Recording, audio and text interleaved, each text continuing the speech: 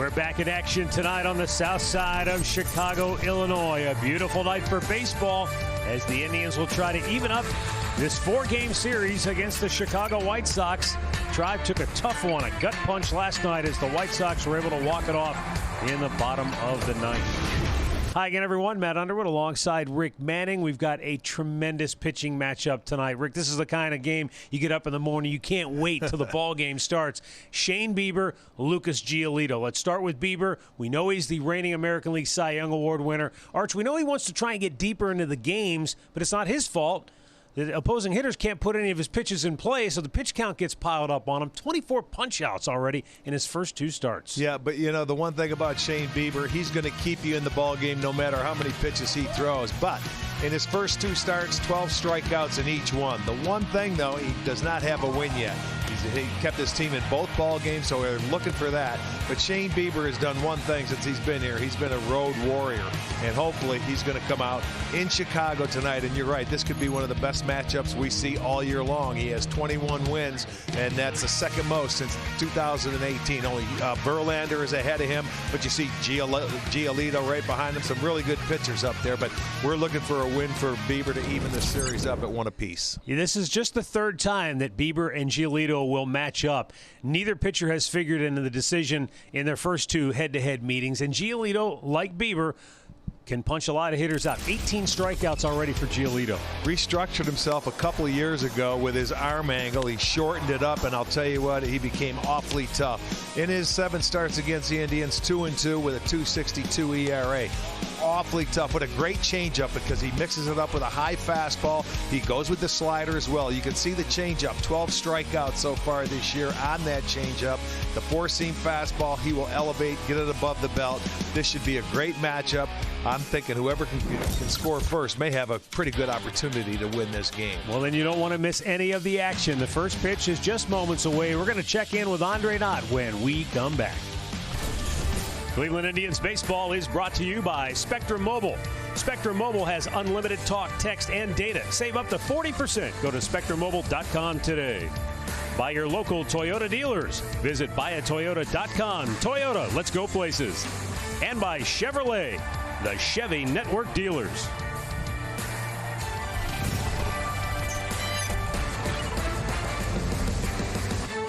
Taking a page from the Rick Manning playbook. The governor, a man of the people, winning them over one fan at a time in Chicago. Love it. Hey, Andre Knott joins us now. Dre, we all know that the saying, to the victor go the spoils, and for Shane Bieber, you win the Cy Young Award. There are some extra perks and benefits that come along with that, aren't there? Yeah, we need Fred Mill to give that kid the right jersey if he's going to give him the bat.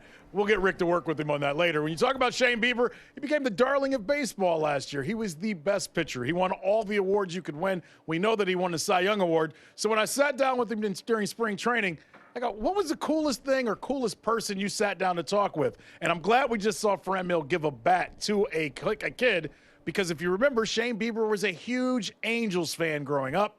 So you never know how the connections all work out. I had a real cool conversation with Howie Kendrick, and I grew up an Angels fan.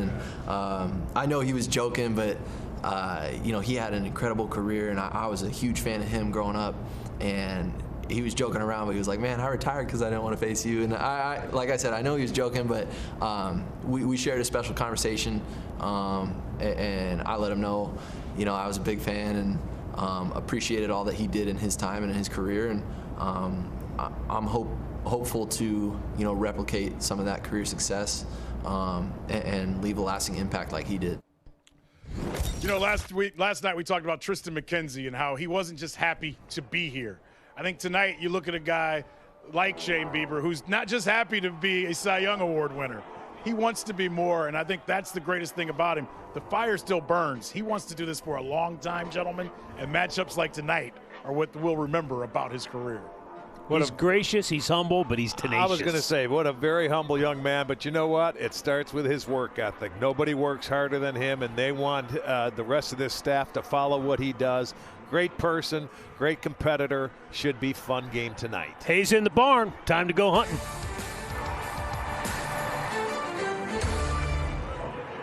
Ohio Hyundai starting pitcher for the White Sox. Giolito won his last start against the Seattle Mariners, and this guy is going to be tough. He's only pitched 10 2/3 innings in his first 2 starts, gave up 3 runs to the Mariners, but still ended up getting the win. He's been very good against the Indians in his last 7 starts, but you know what? They've got their work cut out for him tonight. Let's take a look at Terry Francona's starting lineup, brought to you by Progressive Insurance. Ben Gamble in the leadoff spot. Cesar Hernandez and Jose Ramirez. Eddie Rosario, who homered last night. Franmil Reyes, and then Josh Naylor. Jake Bowers, Roberto Perez, and Andreas Jimenez batting ninth. And that White Sox defense looks like this. Williams in left field, Robert is in center, Eaton over and right. On the infield, Moncada at third, Mendick at short. Madrigal is the second baseman. Abreu is in first. Yasmani Grandal doing the catching. And the umpiring crew tonight. Bill Miller, the crew chief, has the plate. Doug Eddings at first. Brian Knight at second. Gabe Morales down at third. Tribe begins tonight a half game better than the White Sox, Twins, and Royals in the AL Central. And away we go. Fastball strike from Lucas Giolito. That's where he likes to get you started. Fastball belt high, but it hit the strike zone.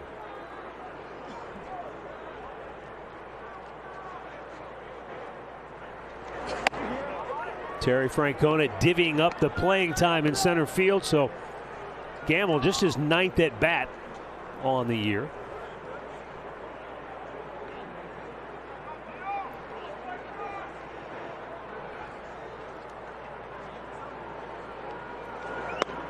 Takes a fastball. And it's 1-2. Here's a guy in his first 2 starts in innings 1 and 2. He's just breezed through it, hasn't allowed a hit, hasn't walked anybody, and has 9 strikeouts in his 2 starts in the first 2 innings.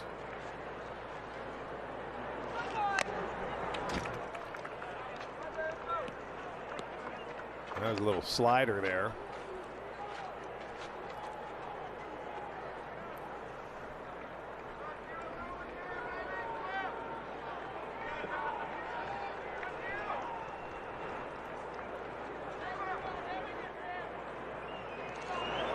Took a little something off, and it's in there for strike 3.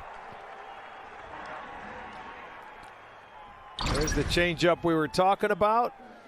He saw basically all fastballs. That one little slider puts him out and gets the strikeout with the changeup. You see the circle change. You see the movement on it. He goes down, and he didn't really swing the bat in that at-bat.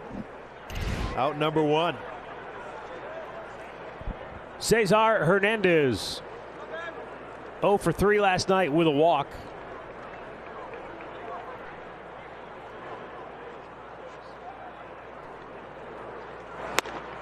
And he takes a fastball right down the middle of the plate for strike 1.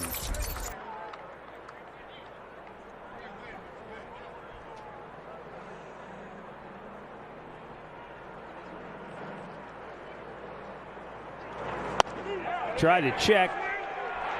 He went too far. It's 0-2. Got to look at it from the side, and what do you think? He certainly did.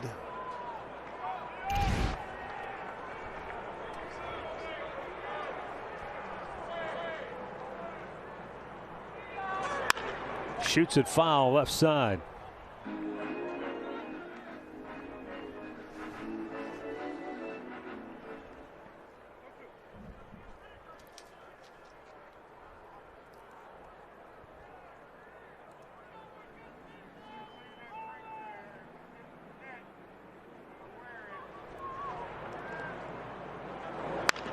Chops it up the gut, but the shortstop Mendick throws out Hernandez, 2 down. Tonight's storylines are brought to you by Wayside Furniture. Get your popcorn because this is a marquee matchup with Giolito and Bieber dueling here tonight. Take advantage of scoring opportunities. They figure to be few and far between as long as these two guys are out there. Yeah, that's what you would expect. But sometimes, you know, you get games where you have this kind of matchup and it goes the other way. But We're not expecting that. Jose Ramirez had that 20-game streak dating back to last year of reaching base safely snapped last night. Yeah, he's just not in his groove. When he was at home on this homestand, felt like his hands were a little slower on pitches on the inside. You can tell he's searching for it.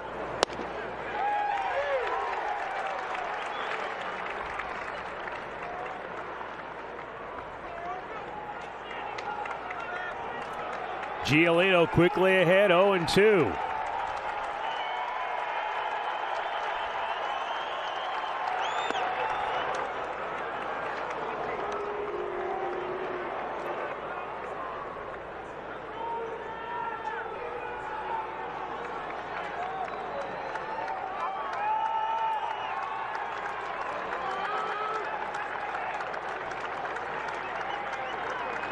High fastball, and remember, that's a pitch Ramirez swung and missed at last night. Bases loaded, yeah. Got up. But this one, back. I mean, you don't see Jose go out of his strike zone. This one was up about shoulder height as well. I mean, you know, he tried to get up on top. It's very difficult. If you do anything, you're going to pop that ball up. Back with a changeup, struck him out. Giolito K's a pair. It's Shane Bieber's turn when we come back. Getting ready to go. You can see his record 0-1 and a .365 earned run average. In his career, he's 2-2. This will be start number 9 against the White Sox. He's made 3 starts in guaranteed rate field. He's 0-2 and an ERA of 5.50. The starting lineup for Tony La Russa and the Chicago White Sox. Adam Eaton, the leadoff man.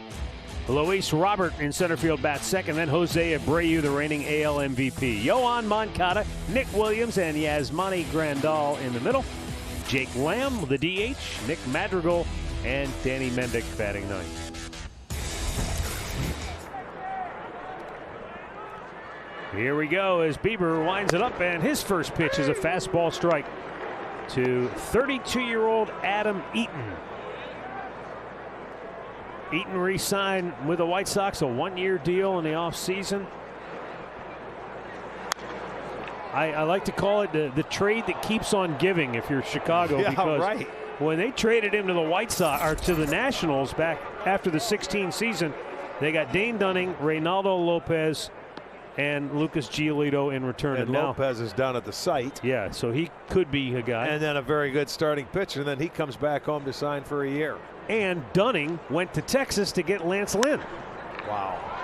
So, I mean, that's what I mean. It's like this trade just keeps spinning dividends. Yeah, and Eaton is already off to a good start. He hit the 3-run home run for him last night. He has 3 on the year. He fits into this lineup beautifully, especially when they have an outfielder already hurt. That was a Silver Slugger Award winner last year. 0-2. Down and in.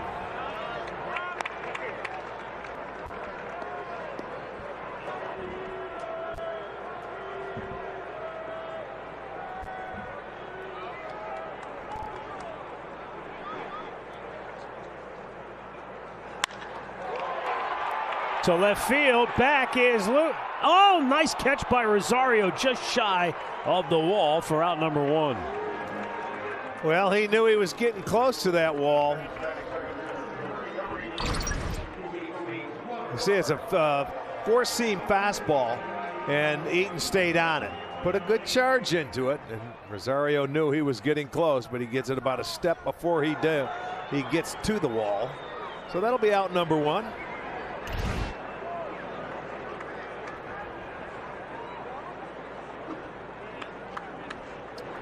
Luis or Robert. First pitch slider down and away for strike 1. Robert has been on base in all 10 games that he has played this year. Bieber came right back with the same pitch, and it's 0-2.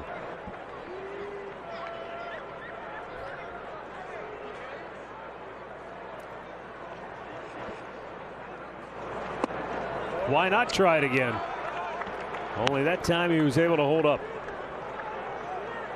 1 for 4 with a double last night for Robert.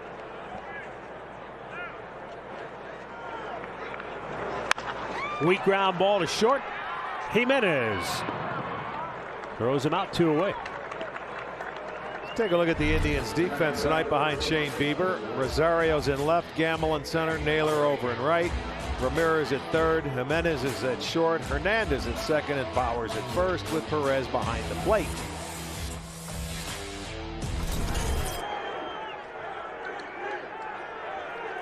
Two down for Jose Abreu, the MVP winner a year ago. And that's what they are chanting in the background, the fans over at Guaranteed Rate. Fastball strike.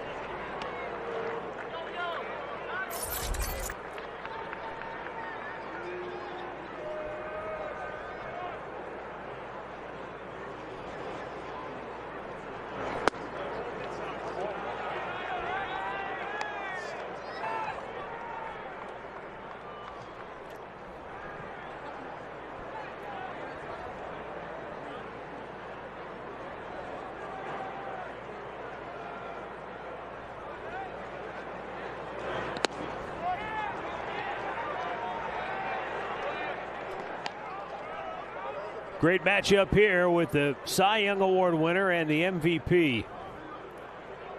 Going head to head, Abreu. Pitchers obviously respect him. He's already walked 6 times. And he's hit in 5 of the 6 games that he's played. Breaking ball in the hole. And it'll be a 2-out single for Abreu.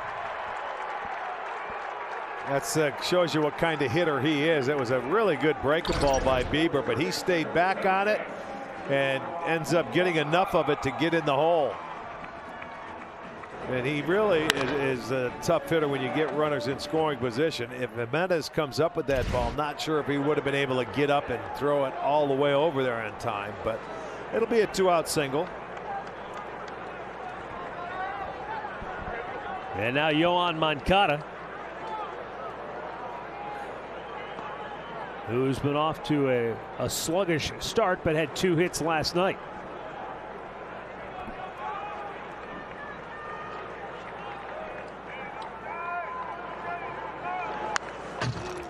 You know, hitters always say, look, no matter where I hit in the lineup, I have to be the same hitter. But you do wonder mentally, moving into the cleanup role on a lineup that has the kind of talent this club does, has he maybe internalized some of that pressure and maybe affecting him at the outset? Well, it shouldn't affect you, but mentally sometimes it probably could, thinking you have to do more than you're capable of doing, I think. Weak grounder back to Beebe. Inning over. No runs, a hit, 1 left after 1. No score in Chicago. Second inning. Eddie Rosario will lead off for Cleveland. Lucas Giolito set him down 1-2-3. Struck out a pair in the first. Rosario socked a 2-run homer in the second inning last night. This will be the first hitter he's starting off with a changeup here. Knowing that Eddie likes that fastball. He started all 3 hitters off with the fastball in the first inning. Last night, Eddie gave the Indians a 2-0 lead as he took a nice sinker out over the plate, stayed on it beautifully to left center field and gave the Indians a lead.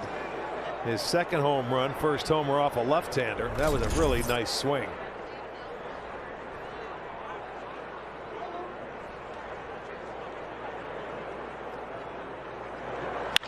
Hard hit ball down the line into the corner it goes. Eddie's on his way to second base, and he will hold right there with a leadoff double. Boy, he waited back nicely and smoked this ball. Yeah, and that was a changeup. And you watch the location, though. This one missed sort of middle of the plate. They wanted away, and he threw it inside. And that mistake, good hitters hit it. And you better, if you get a pitch like this from Giolito, don't miss it or don't foul it off. And Rosario does not. He hits his second double, and it'll be a leadoff double at that. So now this is what we were talking about. Take advantage of opportunities that when you get guys on base against him to try and get him over and get him in. You know, and Franmil Reyes, even though we marvel at his power, he's a guy who, when he's at his best, stays inside the ball. Right. And this is a guy I think you'd want to try to do that against. Yeah, you don't want to get out in front, and he started him with a fastball. This guy's been tough too, Giolito, with the runners in scoring position.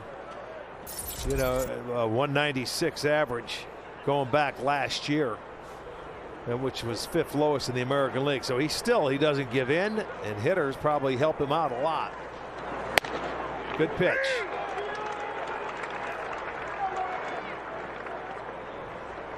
You hear so much about his changeup, it's probably in the back of your mind. Right. But you've got to have a game plan. You go up there and take one of the 2 pitches and take it. If you don't get, if you're sitting fastball, get after it. If you're sitting changeup, take the fastball. You got to make a decision. Hung the breaking ball, but he pulls it foul. And that's one pitch there that you give to him, you know, because most of it's going to be fastball changeup. So far this year, though, hitters are 4 for 8 with runners in scoring position, and this is early part of the game, so hopefully you can take advantage of them and get a lead. Reyes down on the count, 1-2. High fastball, boy. He almost caught up to it and squared it. But you see, that's okay. It's a high fastball, but this is all you really need to do with the fastball is follow it off. You don't have to hit it, and that keeps you back in your at bat for that changeup.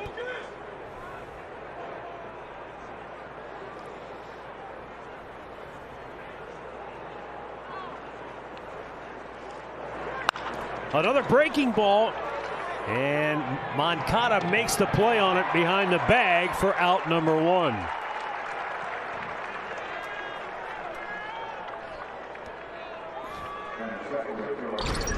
Well, there you go. He got a breaking ball to turn on the backhanded side. I didn't get a chance to really see Rosario if he came off the bag, and with that throw, he wasn't going to look him back at second. Yeah. You know, I was thinking maybe he might be able to try and get to third. I didn't get a good look at it. Well, here's Josh Naylor.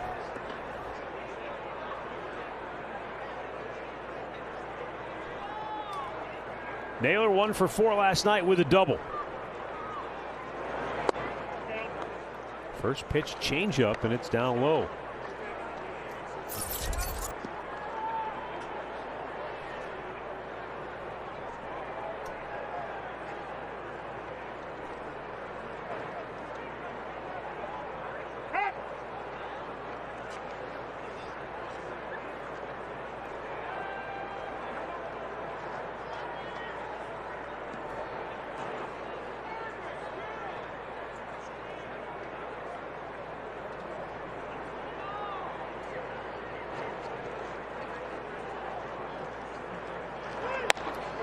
Cut under that one. 2-0. And these are counts. If you're sitting on the bench and you're hitting, you watch what he throws in these kind of counts. 2-0, 3-1. It's sort of hitter's counts. Does he take something off of it?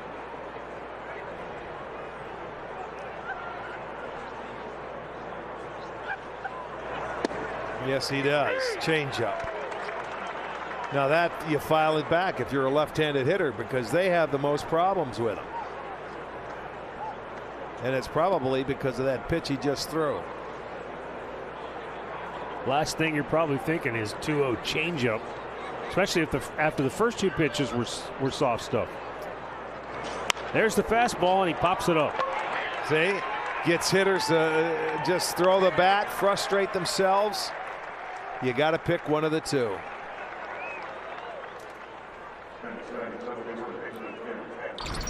You know, he went at the 2-0 changeup, and then there's that fastball. He has a little giddy up, and you're frustrated, saying he wasn't ready for it. So they get the second out. Rosario still at second base. Well, Jake Bauers the batter. Bauers 1 for 13.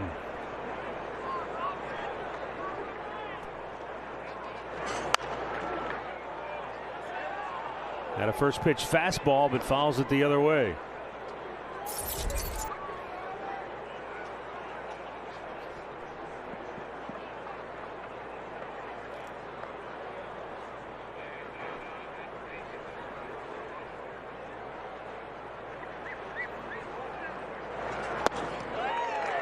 There's the changeup. It's 0-2.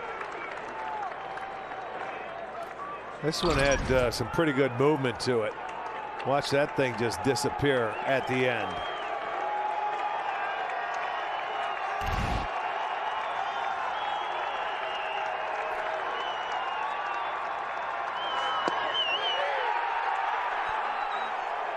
Leadoff double, dies at second.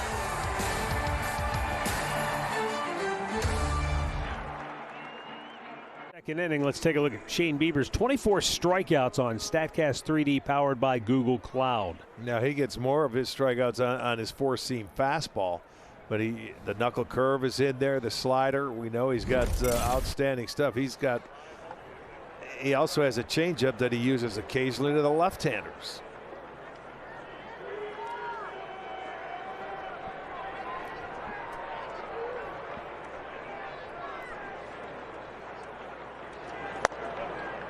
Do you think the reason he has so many of his strikeouts on the fastball is just the way he goes about setting hitters up? Yeah, because they sit for his slider, and his breaking ball is so good.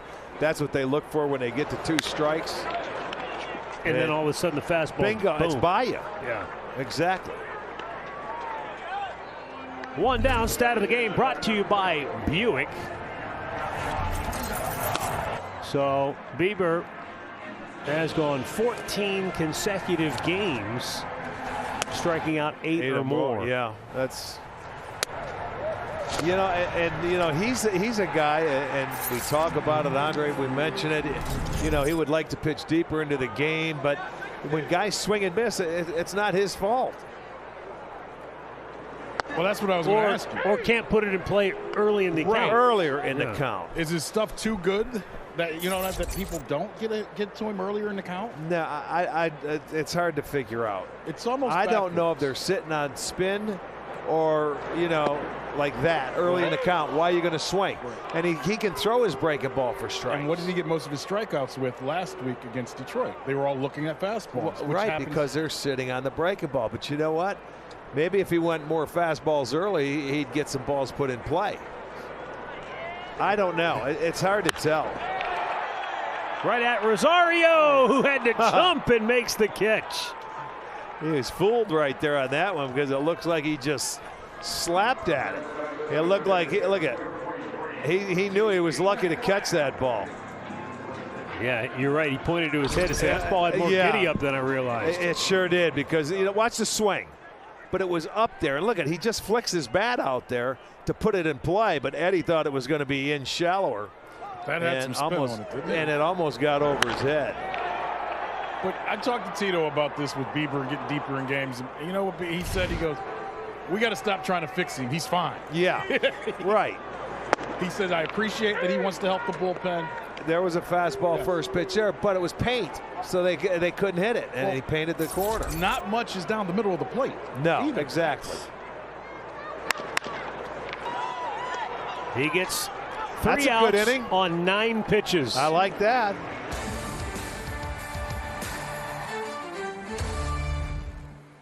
Highlights, live pitch by pitch, breaking news, player updates, stats, and much, much more.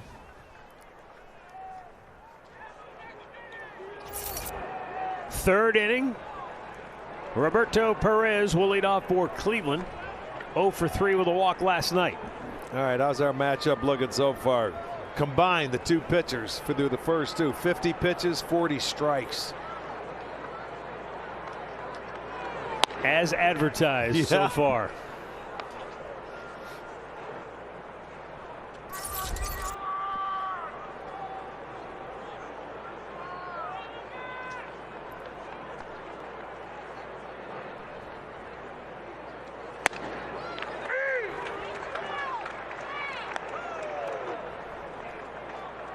Out of his first 30 pitches, 24 strikes for Giolito.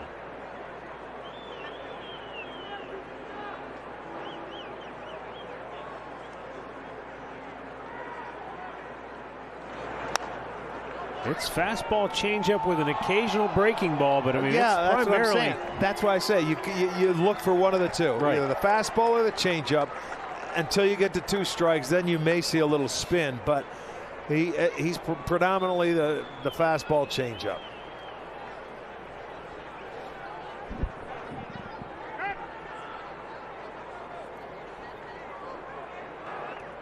I thought he had 3 fingers on. This might be the slider.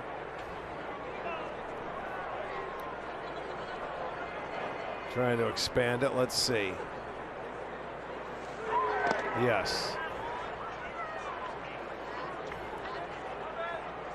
But you see, that's not a pinpoint pitch for him. He's been upstairs with it. It's been inconsistent for him early in this game to this point.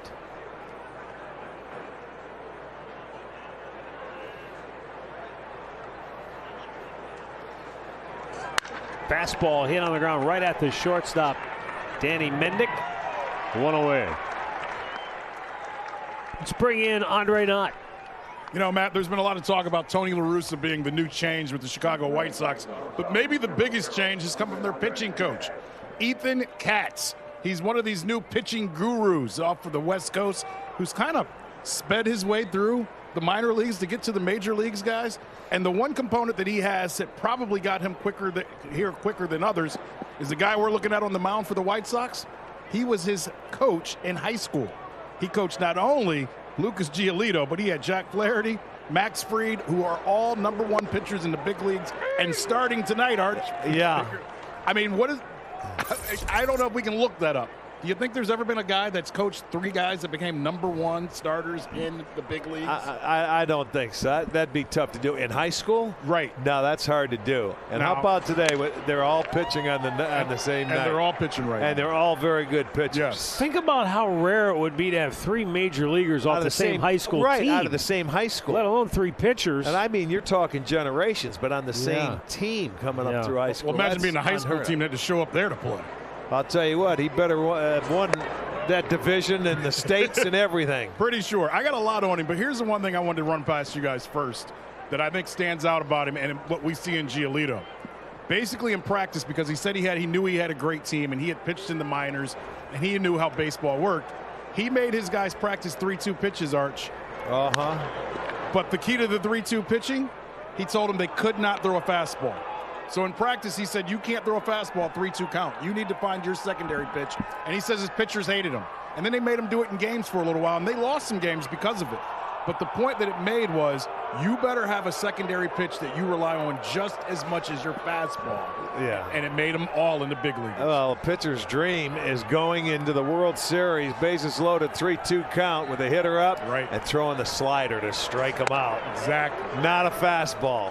But Giolito said that built him up, and by the time he got into the minors, he was a little bit ahead of everyone else because he could rely on that changeup that we see today. Well, I don't know if they push kids through the minor leagues like that because they don't want you to get beat with your second or your third best pitch in certain situations. And his thing was he basically was saying is, look, I want you to rely on your fastball, but I also want you to feel the same way about the changeup or curveball.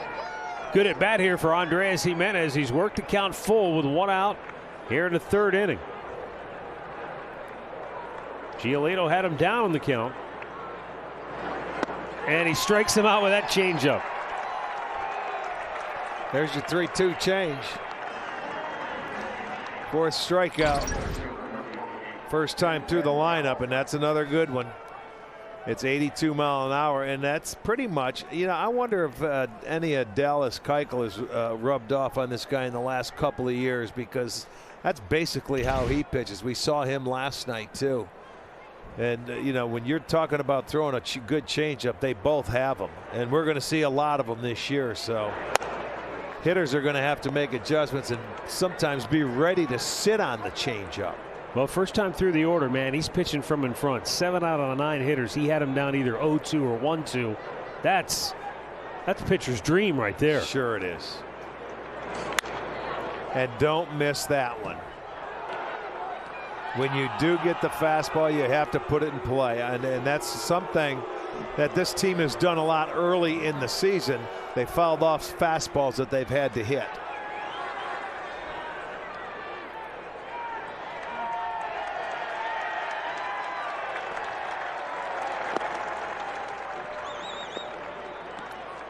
Yeah, the other thing about Giolito, Ethan Katz may not have recognized him because he's remade himself as a pitcher since he had him in high school. Sure did. We can get into more of that as the game goes on, but it's something that we've even seen on the Indians pitching staff with Aaron Savali, just changing the way you deliver the baseball. How that hand comes right out of the glove, you know, instead of down below the waist and about the knee. You know, it comes right out and it's shorter, quicker, up, and he can get it out in front a lot quicker. Yeah, he went from having one of the highest ERAs in the league to really righting the ship and then turning his record around and turned into one of the best pitchers in the league. Incredible turnaround. I mean, just incredible. Gamble got in on him, couldn't quite get the barrel to it. And the Indians go 1-2-3. Plans are now on sale and begin with ball games in May. Plans begin with just 16 games and include exclusive seating, discount options, priority exchange, and many other perks. For more information, call 216-420-HITS or visit Indians.com for the details.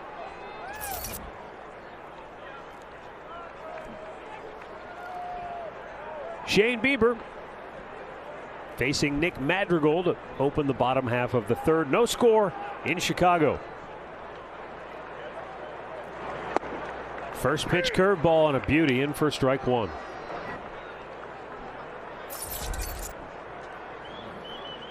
Kind of goes back to what you were saying before about Bieber and what makes him so doggone effective and so difficult for hitters is that he can throw any of his pitches at any point in the count and throw them for quality strikes. Right. He's got excellent command on all of his pitches. I mean, how many times do we see a pitcher he's got a breaking ball, but he's just inconsistent with it? Whereas Shane Bieber, man, you don't see any. If he wants to bounce it, he'll bounce it. Yes, that's where he'll get him to chase it. But that's the thing, from every start, he's out there and he has command. Rarely have we seen him fall behind hitters or walk a lot of hitters and do something like that. Danny Mendick taking outside ball one. Tommy, didn't he go all last year without a 3-0 count? I think he did. That's how devastating he was. He was so good. Well, I mean, last year, his numbers, I know it was only a shortened season, so he made 12 starts. 12, but right. Come on. He walked 21 batters in 77 innings with 122 strikeouts. Yeah, it was just one of those, and unfortunately, it was the year. It was a full year. I would have loved to seen him stay on a roll for 30 starts, the way he was going last year. Because you know what, he was in the record books. We were digging deep to go back to see some things that he did last year. That's a year he'll never forget.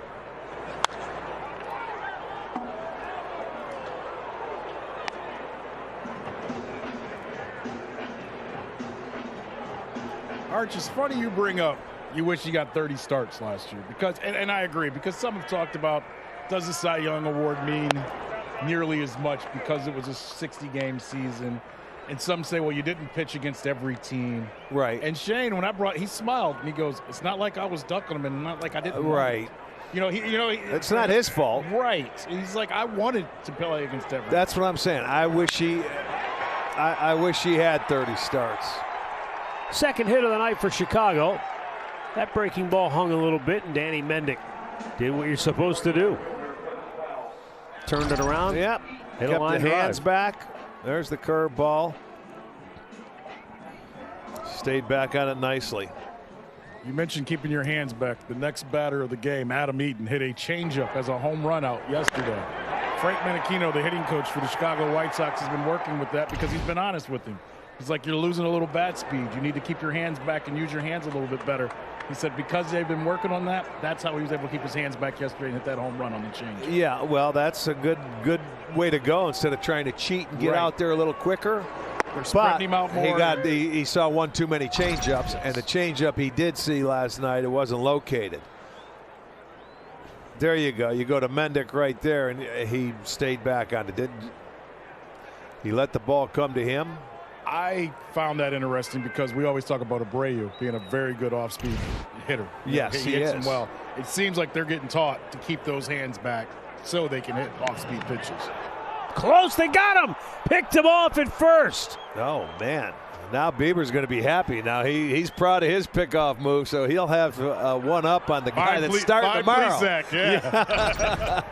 He's going to have a chance to say, okay, and it didn't look like he was going anywhere, but he was just – those wheels just didn't dig down and dig deep. But why is he turn like a sprinter? Well, Daryl Boston's going to say, where are you going, man? That is what Daryl will say. Daryl talks to the crowd as he coaches first base, by the way. It's entertaining, to say the least.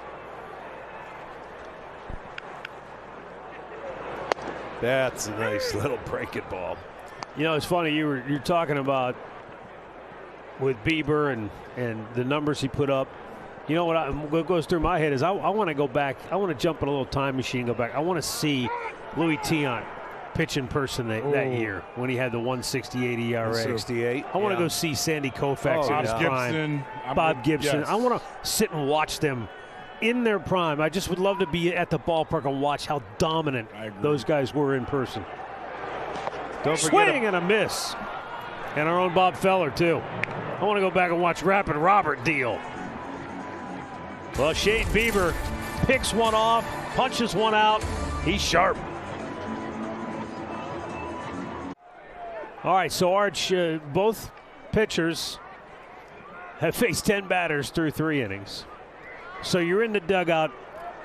Let's say you're on Cleveland's side right now. What are the hitters saying? What have you seen so far?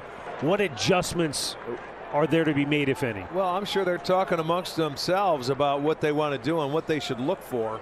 But they've already got to come up. You got to eliminate one of the 2 pitches until you get to 2 strikes.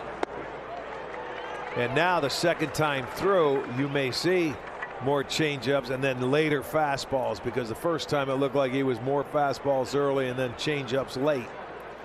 So, you know, the game of adjustment that we talk about after that change, he's coming back with another one. To the first baseman, Abreu, 1 down. Well, we talked about the short-arming motion of Lucas Giolito, and Aaron Savali has adopted that same type of delivery, and they're pretty close to mirror images of each other. The ball comes out of the glove, and the ball never drops below their waist. Did you see how Giolito's leg was bent a lot more, and he's a big, tall guy. And Savali's leg was straighter, but that's the pretty height. much that's the height. Yeah, but it's the same arm motion. Now, Katz, you brought this up, Matt. That's who Giolito went to. He went to Katz after the 18 season to change it. Now, it did take velocity off. He's not throwing as hard. So, Arch, you know who he's working with now? Dylan Cease. They're trying to do the same thing with his arm. Oh, is that right? Because what's the problem Dylan Cease has had? Throwing strikes. Commanding. So they're trying to shorten his arm swing as well, like they've done Giolito. And he's throwing it up to 97, and he's got a good changeup, and he's got a good breaking ball. So maybe we're going to see more pitchers do this. I asked Carl Willis during spring training why we're seeing less pitchers out of with the stretch, and he says because it's easier to repeat. He says it's simple. Right. It's easier for these guys to repeat, bringing it to the ear and going. Boom! It's shorter. Yes. Shorter, quicker. You can control it a little easier. Did you say it or Matt say it earlier? It's like a catcher. What's a catcher do when he's trying to? Yeah, you get that ball. I did read where Giolito said one of the things, and look, it's not as simple. You don't just say, all right, just try this, and boom, you change it. It's muscle memory. There's a lot that goes into it. One of the things he said, though, was, and I'm sure there's a lot of kids out there that are into this, throwing weighted balls. Yeah. You throw the weighted ball, it almost forces you into muscle memory. Yeah. Almost? Yeah. Yep. Jose fouls it straight back. And that's where we saw with Savali, they made him put the baseball down for 3 weeks this offseason and only throw footballs and weighted balls. Yeah. So he could get used to just coming to right here and not his normal way of throwing the ball. Well, I mean, To do that as a big league pitcher to me is amazing. That you made it to the majors. Well, You know? think about the transition that Carlos Santana made from catcher and everything. Trying And to play he the may third be one of the base, best first. first basemen at getting the ball to second because it's a short stroke and he throws like a catcher does, Yes. and he's accurate with everything he throws on. Same thing, same principle, Yeah. although he's not a pitcher. not yet. Ground ball with the shift on, an easy play. 2 down. Well, Giolito, his changeup has been outstanding once again. And, you know, it's soft contact. The only ball hit hard was from Eddie Rosario. But just watch, from 80 to 83. Well, and it depends sometimes on the spread how that ball much can cut. move. How much And that's what I was going to ask you. When it. you sit here and you say eliminate one, I get that. But that changeup sometimes does have cut and has movement. You know what? It's not just a flat, straight. Well, then sit on the fastball. Okay. And take the changeup. Okay. If you're having a tough time, you see, now Eddie hit the changeup and he was ready for it. But it was a little out of the zone, but he knew he was getting a fastball because he threw him 2 or 3 changeups in his first at bat. I guess what I was saying, Matt, it looks like there's 2 different changeups at times from Giolito. You know, the one that's straight and then the one that cuts a little bit. Well, that one that cuts and sinks a little more may happen to the left-handers more so. There it is again. Had one to hit there.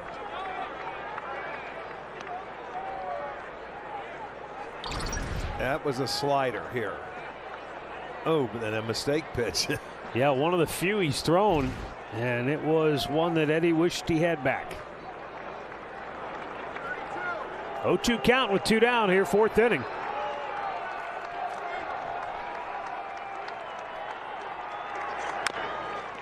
Slow topper.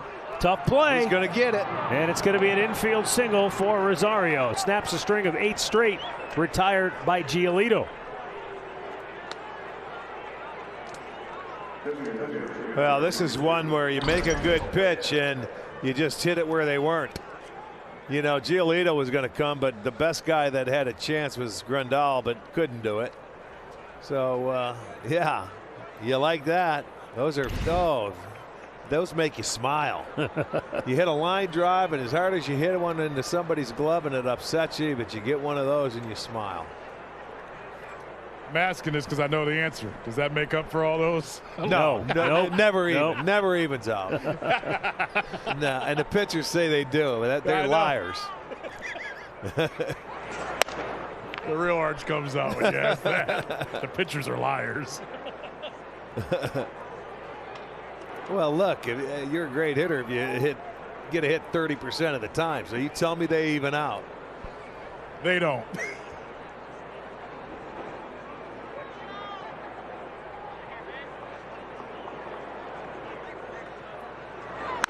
Oh. Get out of play. Back to the screen. Just beyond the reach of Grandal.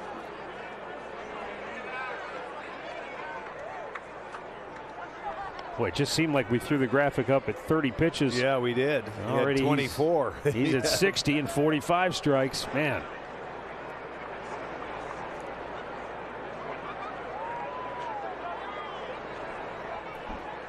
You know, this goes to show anybody that's watching the ball game, when you get 2 good pitchers locked up, it's a treat to watch them do their craft and what they do to hitters and what you have to do to try and break through and get to them.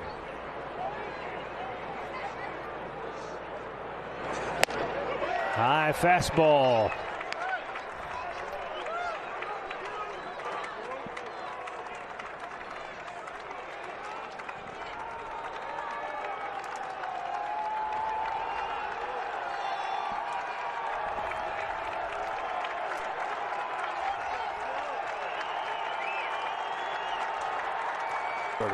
He looks like a slider, huh? Yeah, it is a slider. Spoils it to stay alive.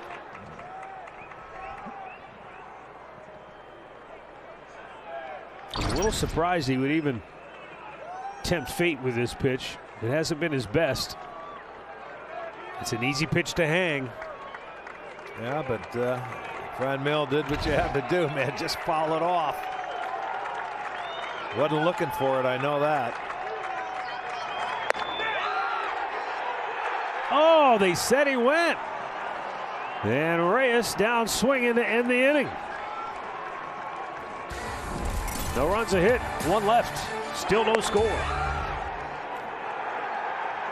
Jose.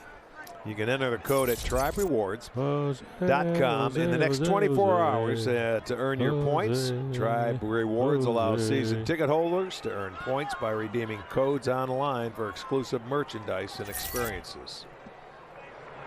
Bottom of the fourth, Luis Robert will lead it off, grounded out. First time up, and a first pitch breaking ball from Shane Bieber.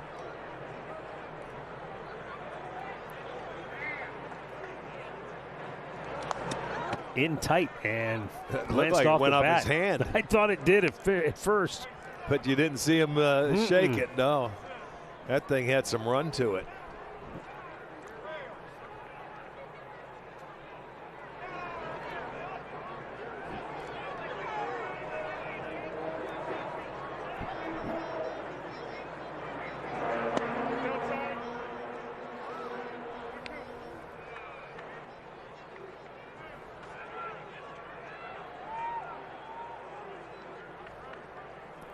See what he comes back with after that 1-2 slider off the plate.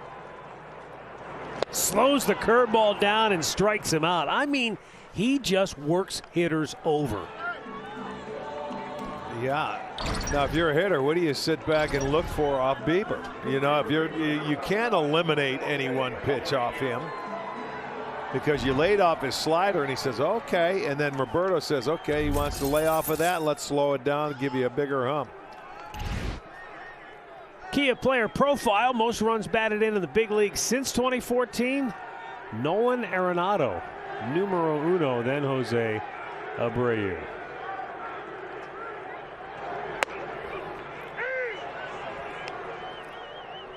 And the guy that's fourth on that list doesn't have a job. Edwin Encarnacion. I was thinking the same thing. Guys, yesterday the Indians showed that they want to go against Abreu by hard stuff, in and up. Slowed it down because they respect a little bit like Edwin. They respect so much what he does with the off speed. Yeah. Well, Bieber, is that the way to get this guy out? But you know what? Quantros did say something because you cannot repeat sequences. No, exactly. I mean, you've got to change your pitch cadence with him, no doubt. But I'll tell you what he does do when he gets runners on base. He'll find a way to get him in, but he'll look for the other way. Oh, he got him to go fish. And Shane Bieber has struck out 3 in a row.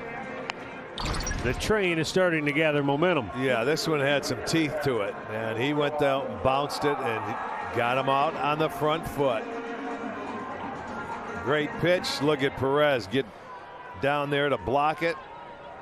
There's your chase pitch.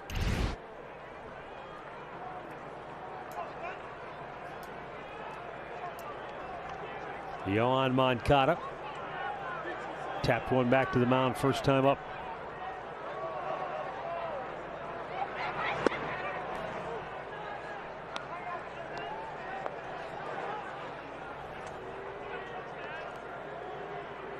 Now you see that tells me for him to swing at that, he's got to be looking first pitch curveball.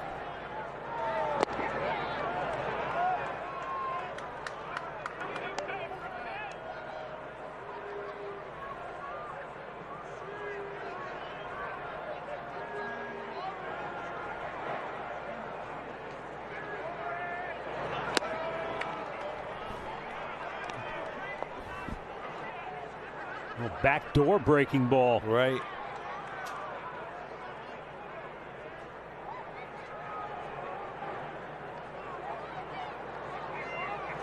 Oh, man. I mean, pitch and catch. Did you see Roberto put that target down right on the ground, and where did he throw it? Right into the mitt.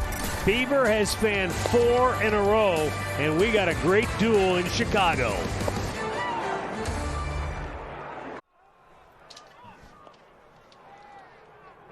There's a view of the ballpark on the south side of Chicago from the T-Mobile coverage cam. Josh Naylor leads it off here. 5th inning. Slow ground ball up the gut. The shortstop Mendick throws him out one away. Our injury report tonight is brought to you by the attorneys at Elk and Elk, excuse me.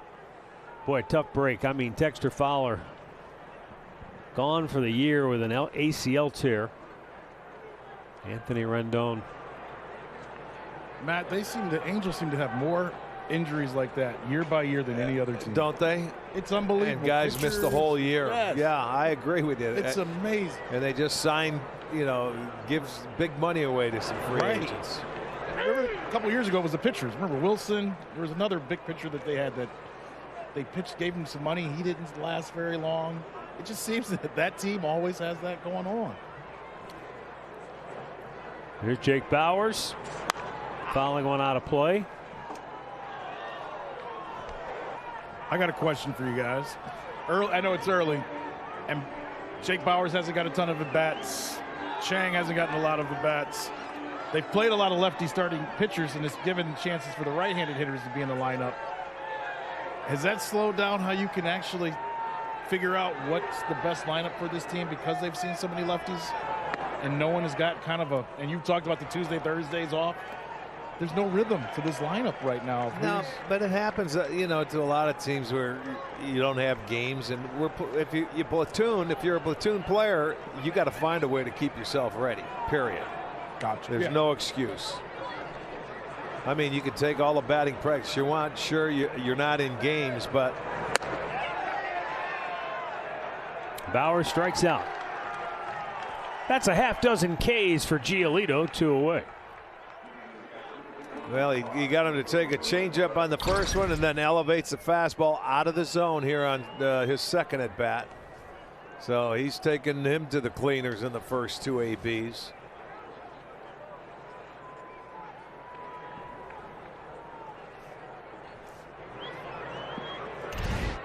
Roberto Perez.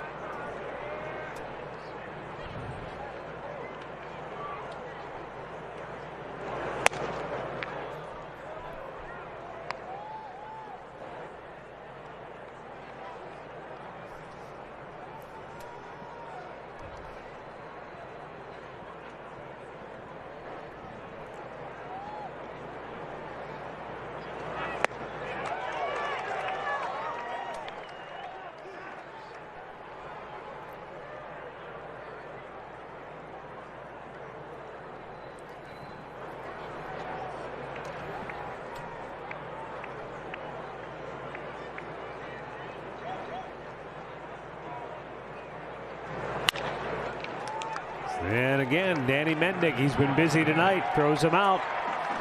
Indians go in order halfway through, still no score.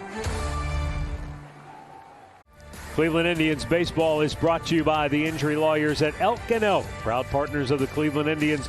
Call 1-800-ELK, Ohio. And by the Cleveland Clinic, Ohio's best orthopedic care.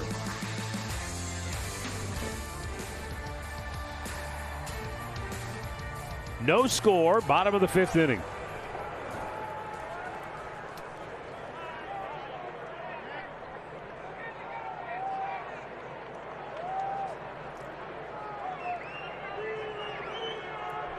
Nick Williams will lead off for Chicago.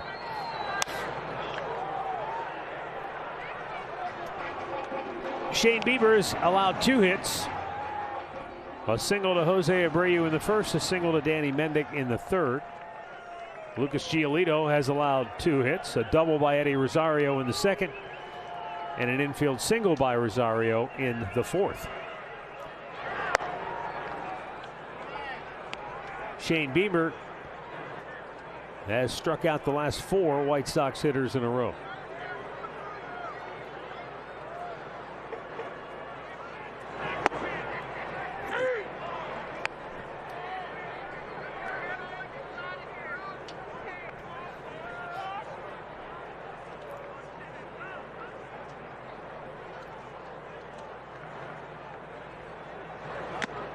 Blew it by him, making 5 consecutive Ks for Bieber.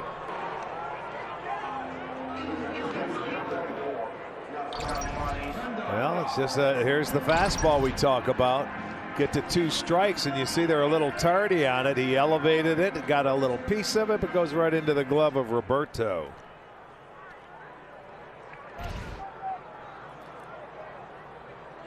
Yasmani Grandal flied to left his first time up.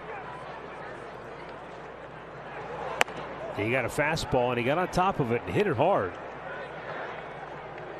And the ball almost fooled Eddie Rosario. It did because of the swing he took. Yeah, you pointed it out. He just sort of flicked the bat out there. That ball took off. Shane Bieber, talk about being efficiency. Yeah, tidy tonight. I'll send along some happy birthday wishes to Daryl Murphy. To the mailman, Dash and Hadley want to say hello and a happy birthday to you as well. Hope you have a great day.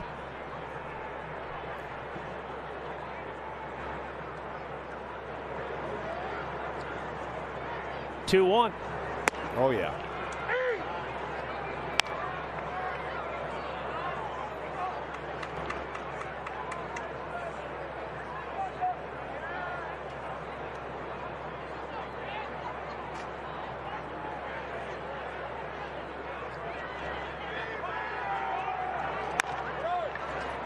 Weekly bounce to first. Jake Bowers will take it himself. 2 down. Well, six game ticket packages start at just $99. You can choose Fridays, Saturdays, or Sundays, or you can build your own 6-pack to fit your schedule. Just go to Indians.com for the full details.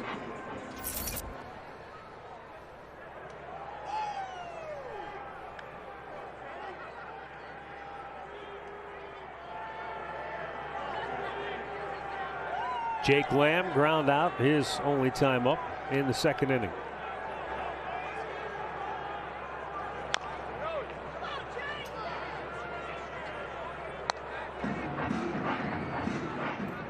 This is a guy that played over in the National League with the Arizona Diamondbacks about a couple of years ago. Had a nice year where he hit 30 homers and about 100 RBI.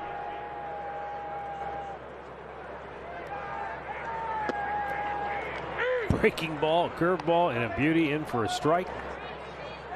0-2. Yeah, the way he's going through this lineup in the second time through, you're having a good at bat if you put it in play.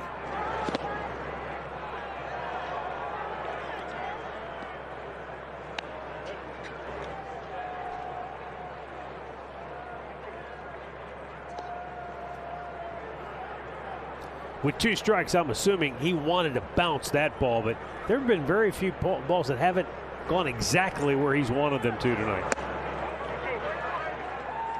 Cut under that one a little bit. 2-2. I mean, what a joy it must be for Roberto Perez to just say boom, boom. Oh, it's like he's got it on a string. Oh, Roberto, we can give him a stool back there and he doesn't have to move. Got him looking. Locked him up with a breaking ball and a half dozen Ks for Shane Bieber.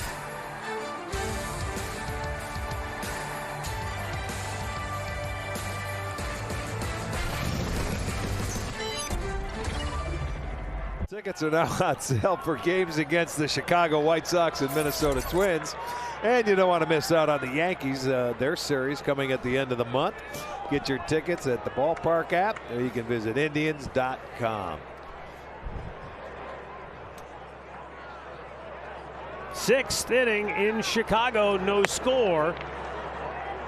You mentioned it earlier. There have been a number of times where we've been excited about a particular pitching matchup. We've come on the air, and then in the 3rd inning, it's 8-3. You know, yeah. I mean, weird things happen in baseball all the time. It sure does. But boy, this one has been as good as we could have anticipated it would be here tonight. Both guys on top of their game. They have combined, these 2 pitchers through 5 innings have combined to throw 76% of their pitches for strikes. Really has been a treat.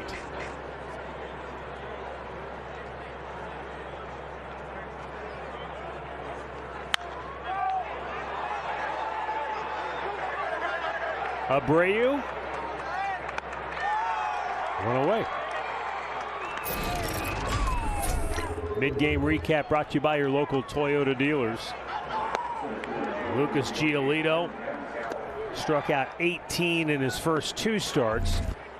And he has sprinkled 6 strikeouts across his 5 innings of work. Shane Bieber, meanwhile, didn't have a strikeout. And now all of a sudden he has struck out 6 of the last 7 batters he's faced. And you know what?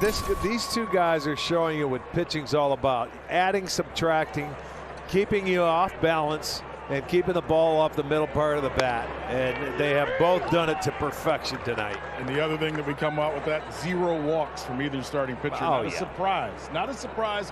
But I'll tell you this, and Arch, you've mentioned this for years with the Indians. Some of the best Indians rallies come when they get walks. Yeah. The same thing with the White Sox this year. They have a 13.6% walk rate that leads the American League. My point, both of these offenses need the walk to score runs so far in 2021, and they're not getting any tonight. No, but the White Sox, you're right. They lead the league, and they do damage. You can't give them free base runners. The Indians need free base runners because they don't have the offense that the White Sox have. Ate him up. 7 Ks for Giolito, 2 down. Arch, as a player, as a guy that's hitting, he's got to face these guys. When you're in that dugout and you know you're in this type of game, is there any conversation amongst guys of, hey, man, we got to scratch one out? Or do you change the approach up as a team? Yeah, you know what? You do your best. There's no you better doubt hit one about over it. the fence. Well, it might be the only chance to score against these guys. The opportunity you get, you got to take advantage of it. I mean, but you know, they're not getting on, and again, they're controlling the whole tempo of the game. Yeah, that's why I said back in the 2nd inning, after you had the leadoff double with Rosario, you got to take advantage of it, try and scratch one out, and do whatever you can. Do you think hitters, though, as a game like this progresses, kind of, not that they lose patience, but do they start thinking, hey, it's getting late, let's start looking for one pitch to drive it out of here? I think Reyes did that in his last at bat. He wanted to try and hit one out of the ballpark. You get frustrated.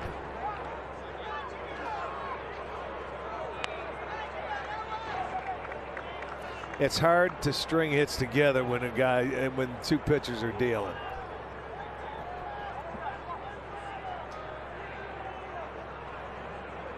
It's his first 3-0 count of the ball game, of course.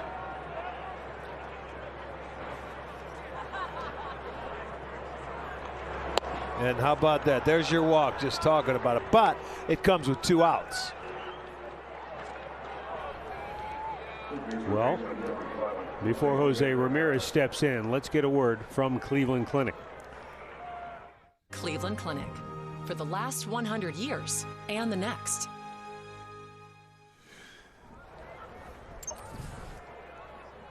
Jose Ramirez 0 for 2 tonight.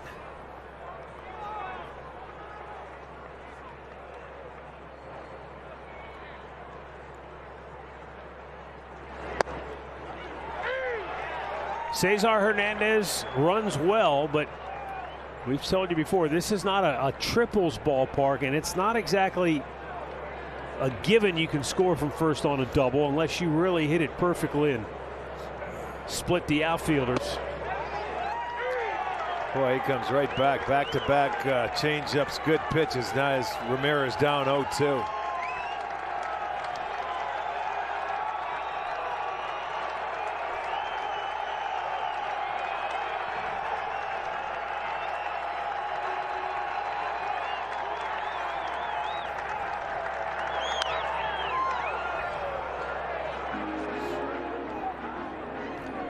Not many guys can foul off that changeup. Exactly. Sometimes it's a moral victory. Hey, I got a piece of it. Jose has seen 15 pitches tonight from Giolito. 12 of them have been strikes.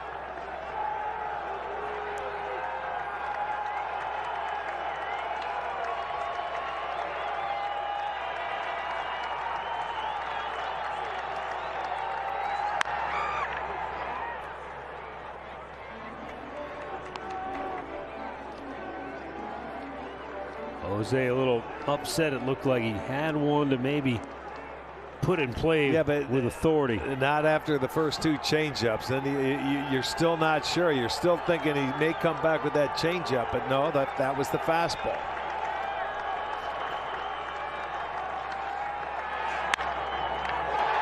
What a play by Abreu. Midway through the 6th, no score. Listen to what he says about Shane Bieber. Quote, Bieber is a hell of a pitcher, man. His season last year was crazy. It was fun to watch. It was fun to compete against him.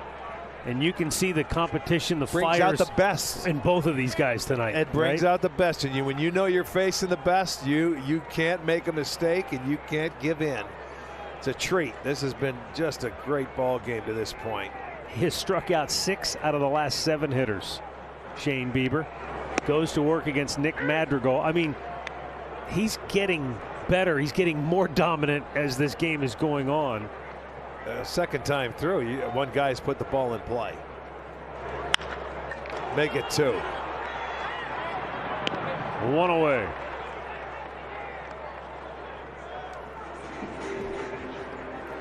You know, there's also, not only is there mutual admiration among pitchers, but also in the dugouts. When you've got 2 guys who have been around as long as Tito and Tony La Russa have, managing the success that both of them have had. Tony La Russa was asked about the Indians pitchers, and he said, quote, they crank them out, man. They've got, not only do they have good arms, they know how to pitch, but he said it seems like everybody in their organization, the scouts, player development, Tito, they all handle the pitching staff as well as anybody in baseball ever. They all have the ability to throw strikes, different parts of the zone, off the zone. And he said that's something we're going to have to contend with all year long. Yeah, I mean, that's what makes this so much fun. And we get these guys a lot, as we mentioned last night. 2 more tomorrow. Carlos Rodon will be the pitcher. The guy that was supposed to start last night will start tomorrow instead of Thursday. And then they'll finish it out with a 4-gamer. And then the Sox will come back here after the Indians get back home for a 2-game series. The part of the quote that stuck out for me from La Russa was, we always talk about commanding the zone, hitting your spots. He said they have the ability to throw it just off the zone.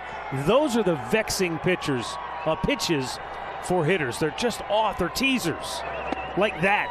It looks like a strike the whole way, and it just goes out of the zone at the last minute, and a hitter is forced to react. You can't take it with 2 strikes. No, they're close enough, and that's all it comes with the command.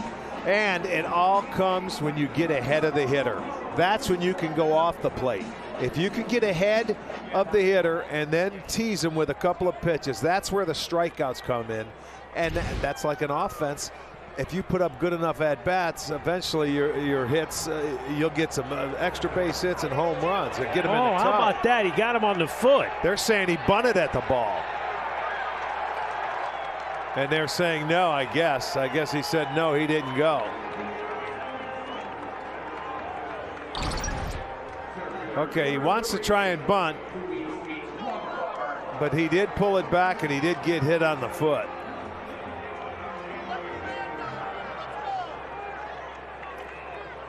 So Shane Bieber, second time through, 9 up, 9 down, and then he hits Adam Eaton to break that string of 9 in a row retired. Last base runner to reach, Danny Mendick in the 3rd inning. 2 down now for Luis Robert, who is 0 for 2 tonight. Backed up the breaking ball, Ramirez. Inning over, and we roll on to the 7th, still in search of a run. With you here for a Ganley Subaru game break. Earlier today in Minnesota, the Twins took an early 2-0 lead on Boston, but the Red Sox come back. Rafael Devers, a solo home run here in the 9th. 4-2 is the final. The Red Sox score the final 4 runs of the game. They defeat the Minnesota Twins. Back to Matt and Rick with a great ball game here, guys. Thanks, Al. It's been a pleasure to watch. Lucas Giolito for the White Sox, Shane Bieber for the Indians. Both of these guys just razor sharp tonight with their command. Giolito has struck out 7. Bieber has struck out 7 as well. Eddie Rosario has both hits for Cleveland tonight. A ringing double that led off the second inning, but they couldn't do anything with it. And then in the fourth, he hit a little topper that went for an infield single with 2 outs.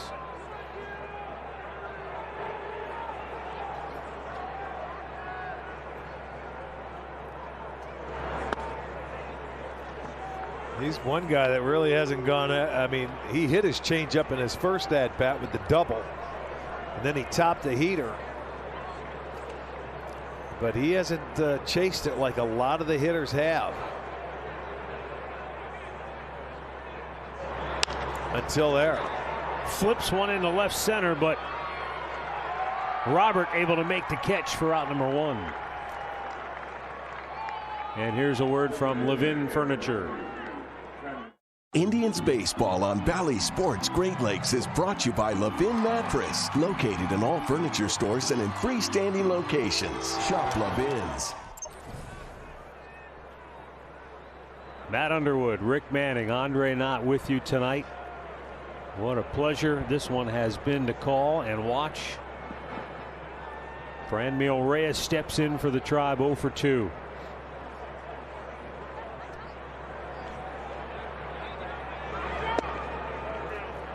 Started him off, changeup, missed down low, ball 1. You know, to your point, that changeup, he can throw it different ways, right-handed and left-handed, depending on who's in the box. Right. Because he doesn't want it leaking over the back into the inner part of the plate. Exactly, and I'm sure it's just about how he grips it, so that when he throws it, it's more of a straight down as opposed to that diving action. Yeah, it's more in the middle fingers with the left-hander sitting, so you get the sinking action.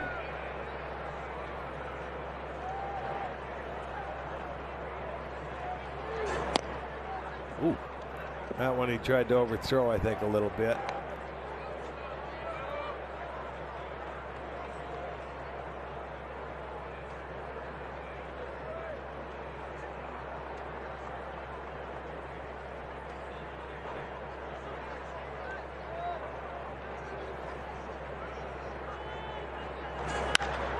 Reyes, I love it when he tries to go that way, because he can take the fastball, the breaking, it doesn't matter. He can stay on it and hammer it out of the park.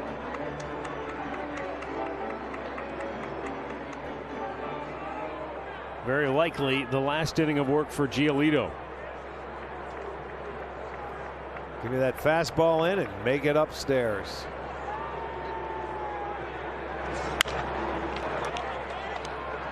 Moncada flips it, and a great pick by Abreu. Snagged it out of the dirt on the other end, 2 away.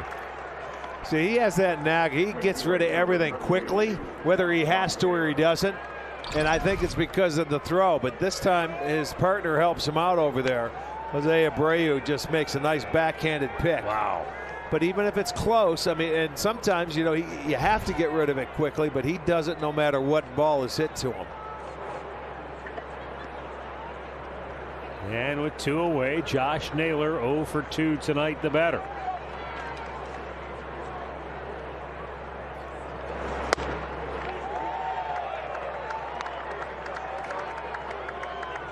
That's playing right into Giolito's game there. The big swing on the changeup.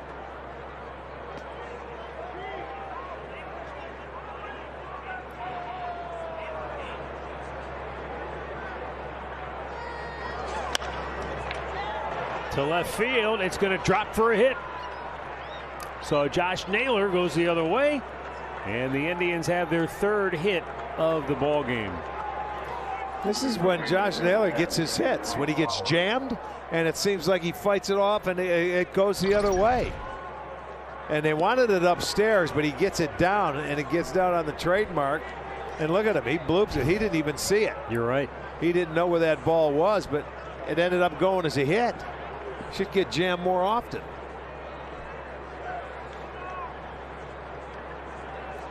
Here's Jake Bauers.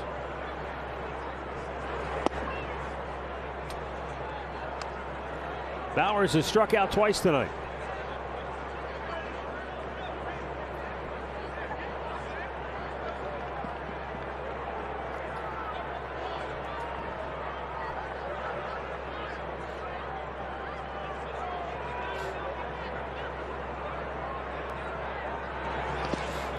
Good block by Grandal.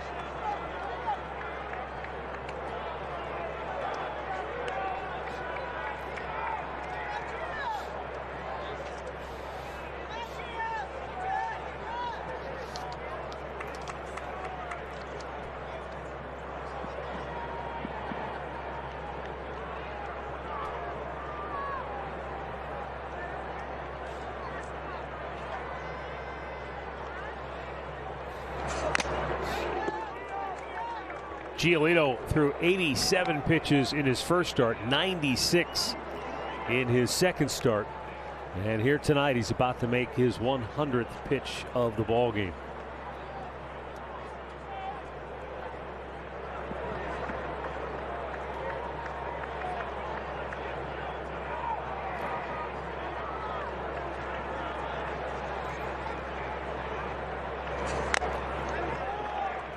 Stays alive. –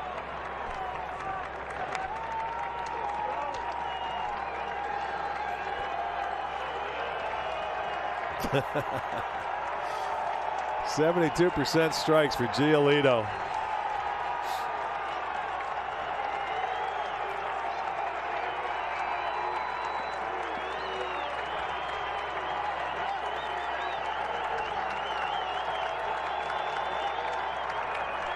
And the 2-2. Took a called third for the second time tonight. 8 Ks for Giolito. Stretch time in Chicago. Cleveland Indians baseball brought to you by Wendy's. A breakfast so good you'll want to tell somebody about it. And by KeyBank. You're our neighbor, not a number. KeyBank opens doors. Bottom of the 7th inning in a scoreless game in Chicago. It has been a wonderful pitching matchup between two of the league's best. Shane Bieber, the reigning Cy Young Award winner, has allowed 2 hits in 6 shutout innings of work, striking out 7. 76% of his pitches have been for strikes.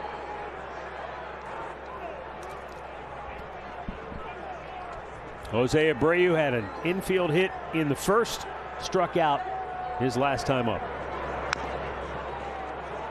Well, this is the matchup we expected to see, and boy, it has not disappointed anybody. I'm sure we'll see this one again before this year's out.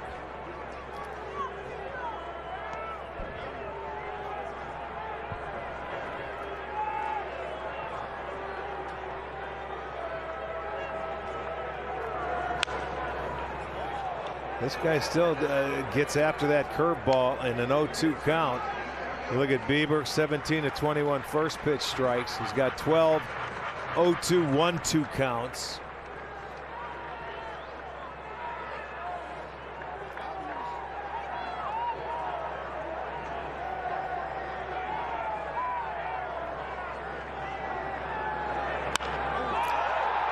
Popped it to center. Ben Gamble. 1 away. Our Spectrum Mobile replay. Danny Mendick singled in the 3rd inning. Bieber picked him off and then struck out 6 of the next 7 and 7 of the next 9 hitters as he mowed his way through the White Sox lineup. Yeah, he didn't have a strikeout until the last out in the 3rd inning. And then that second time through, it was lights out, and he has certainly gotten better. Yohan Moncada looks at a fastball for a strike. Remember last time up, he swung at the first pitch breaking ball. Right, and he took the fastball. That's where you want to try and hit that fastball. And then there you go. So that tells me, remember I said he's probably looking for the breaking ball. That's going to be a tougher pitch to hit and put in play than his fastball, I would think. I'd like to look at the numbers if anybody's had success sitting on the curveball as Shane Bieber. Doesn't seem like a good plan, and it didn't work out well for Moncada. 8 Ks for Bieber, 2 down in the inning. Yeah, he just took him to school. Showed him that first pitch fastball. He took it and swung at the next 2 breaking balls that Tough to, there it is. Another strikeout, 8 strikeouts on the night, 15th consecutive game. That's a club record. This guy just continues to do things like this. It's incredible. Snaps a string of 8 consecutive strikes thrown by Bieber. Nick Williams 0 for 2 tonight. Guys, for all the talk of all the strikeouts around Major League Baseball, and I've heard some people locally and nationally talk about, well, yeah, Bieber gets a lot of strikeouts, but everybody strikes out. It's different what he's doing. He's not just striking people out because they're taking big swings. Nobody's doing what he's doing. Exactly. No one is touching what Shane Bieber's doing and how he's doing it. Now the 1-1. Yes, he did. You could hear the home plate umpire, Bill Miller. That's where I get it from. Yes, he did. Yes, he did. You may be an umpire the more and more we keep talking about this. Is that a check swing? No, he went. And I'll tell whoever doesn't believe Bieber is striking out a lot of people, come watch him pitch every 5 days. No doubt. Blew it by him. Overmatched. 9 strikeouts for Shane Bieber in 7 brilliant shutout innings of work. Telecast is presented by authority of the Cleveland Indians and may not be reproduced or retransmitted in any form. And the accounts and descriptions of this game may not be disseminated without the express written consent of the Cleveland Indians.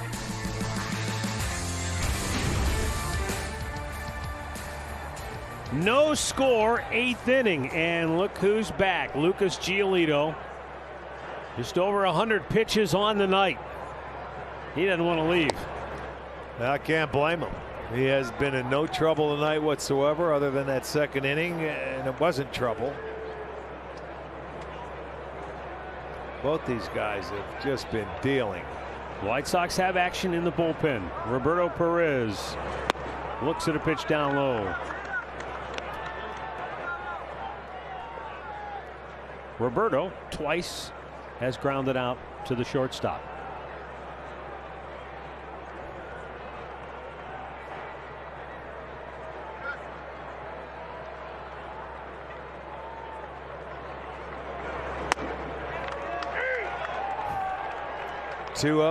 Change. He just floats it in there. It's almost like he knows exactly what he can do, and he's going to throw it for a strike. It's not like he's trying to paint with it. Just throw a strike here. Well, back to the heater. Spiked it. He's done that a couple of times. Yeah. Where he's looked down at his footing after on that follow through with his fastball. Maybe just trying to get a little extra oomph on it.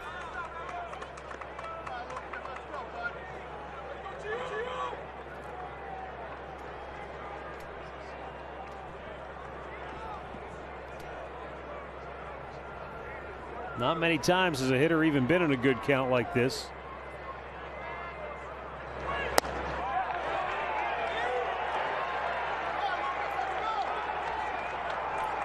And yet, even when a hitter's 3-1, it doesn't feel like he has the advantage, does it? I'll tell you, because he helped him out here. You go above the strike zone. He knew it. That's when you're caught up into it. One swing could hit one out of there. Right there, that pitch there.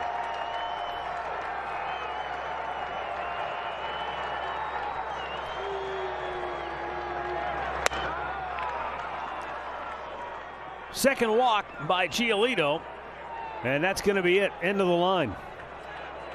So Tony La Russa basically had made up his mind to say, I'm going to let him go until he gives up a base runner. And it happens in a hurry. Leadoff man aboard. Giolito's night is over. Cleveland Clinic call to the bullpen has been made. Evan Marshall will be the new pitcher. Giolito strikes out 8 in 7 innings plus 1 batter on a brilliant performance in a great pitcher's duel tonight.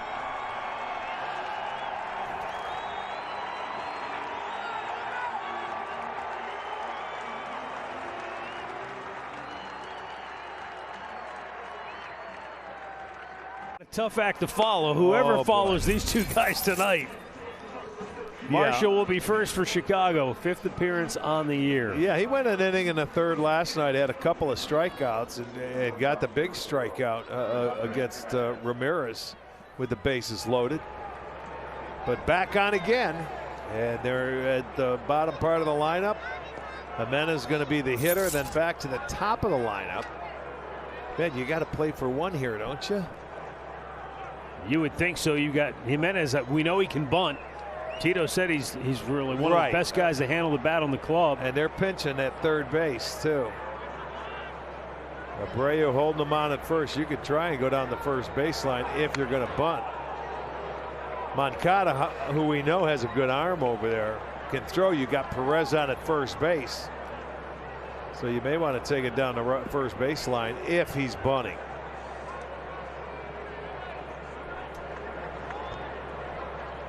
Moncada really pinching in at third. Bunts it down. Beautiful. Take it that way. Abreu. Nicely done. They get him at first, and it was pretty close. That was a good bunt. He took it the way he had to with Roberto at first base. Nice job getting the job done on the first pitch. And he almost got a bonus because Madrigal had a chance of dropping that ball. He ran into him. See, look at Moncada. He was thinking second base. Beautiful job bunting the baseball. Now you got a runner in scoring position. Well, you're right, though. I mean, that could have been really disastrous for the White Sox. That throw coming down the line, it could have knocked it out of his glove. See guys get hurt, too, doing that. Yes, you do.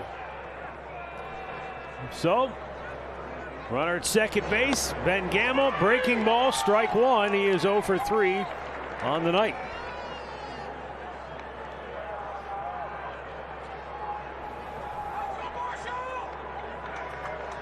Left-handed hitter, but no shift on. Though the outfield plays him a bit the other way toward left. Oh, man, good pitch. Fading away off the outside corner.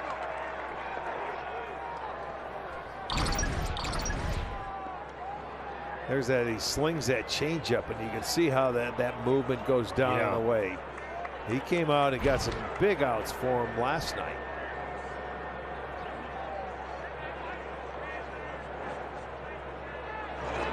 Came back with it. Gamble said, I saw that one. Saw it before.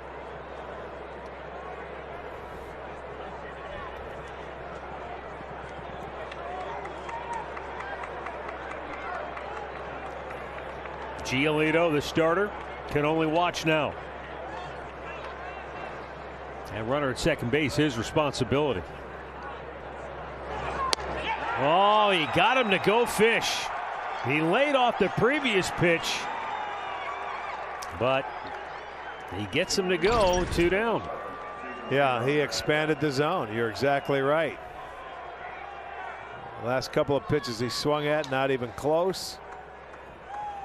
And he gets the second out. Now it's going to be a little more difficult, I would think, with Hernandez coming to the dish.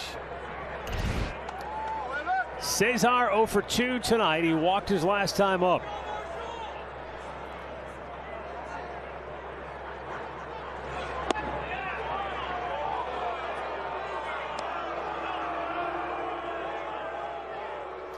And you go down, you think about this now.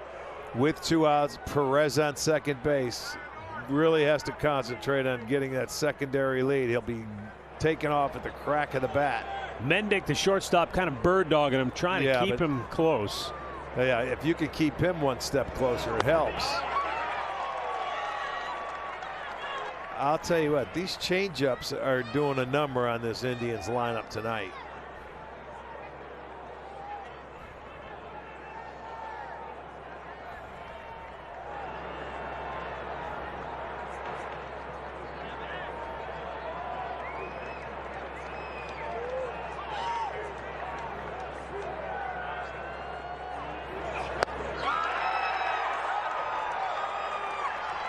It's like he might be a different pitcher, but he's going the same game plan.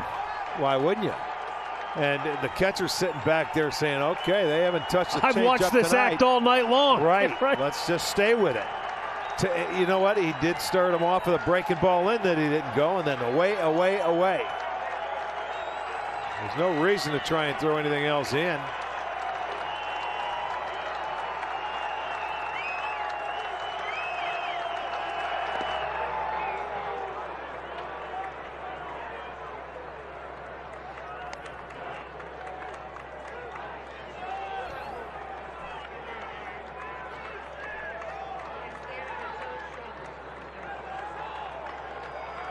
Two balls and two strikes. Giolito saying, please, let's go. Just get this one out. He's on the hook for that run that's at second base with the leadoff walk. He wants to see this final out.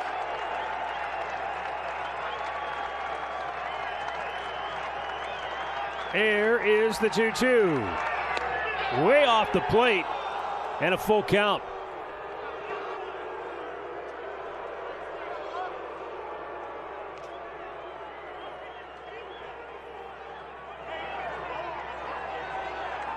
To my recollection, he's not throwing him a fastball. It's all change-ups and the one breaking ball. That's exact, and I think he's going to stay with that change-up.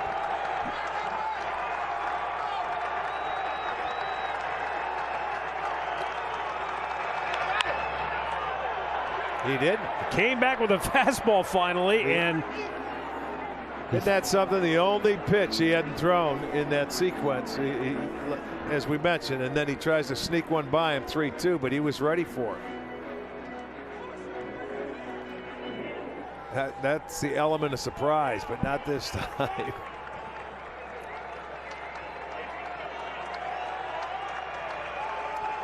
Roberto in scoring position. 3-2.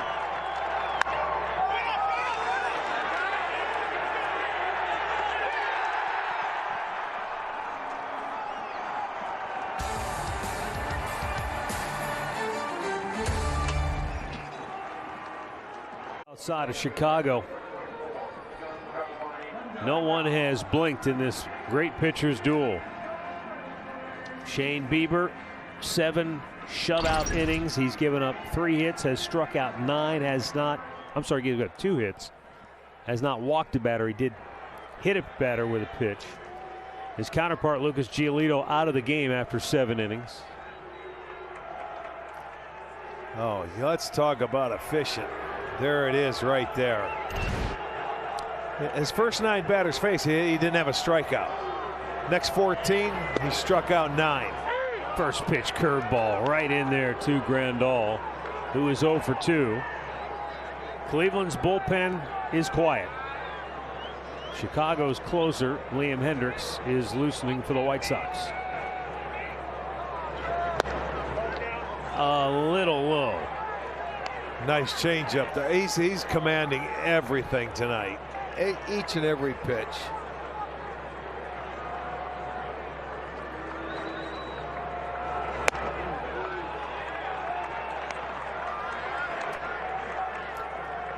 Two and one to count.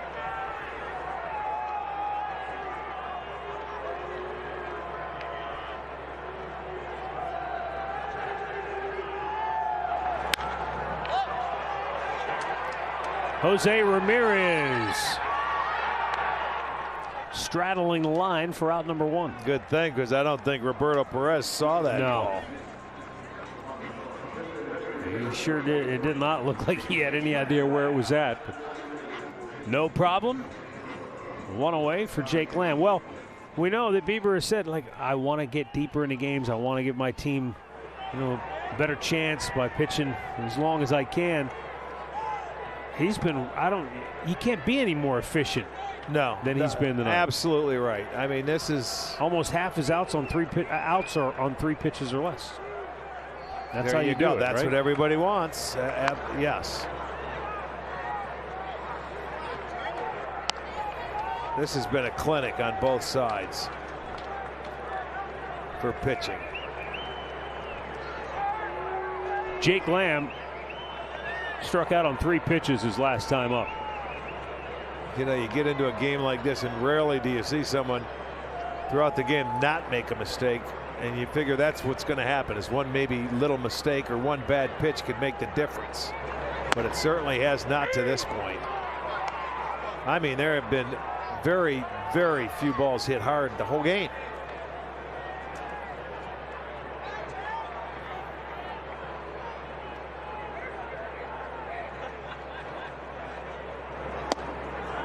Struck him out again. That gives Shane Bieber 10 strikeouts on the night. And just elevate that heater. Had a little bit off the plate. There's that other teaser pitch when you get ahead. Number 10, 18th career game of 10 or more.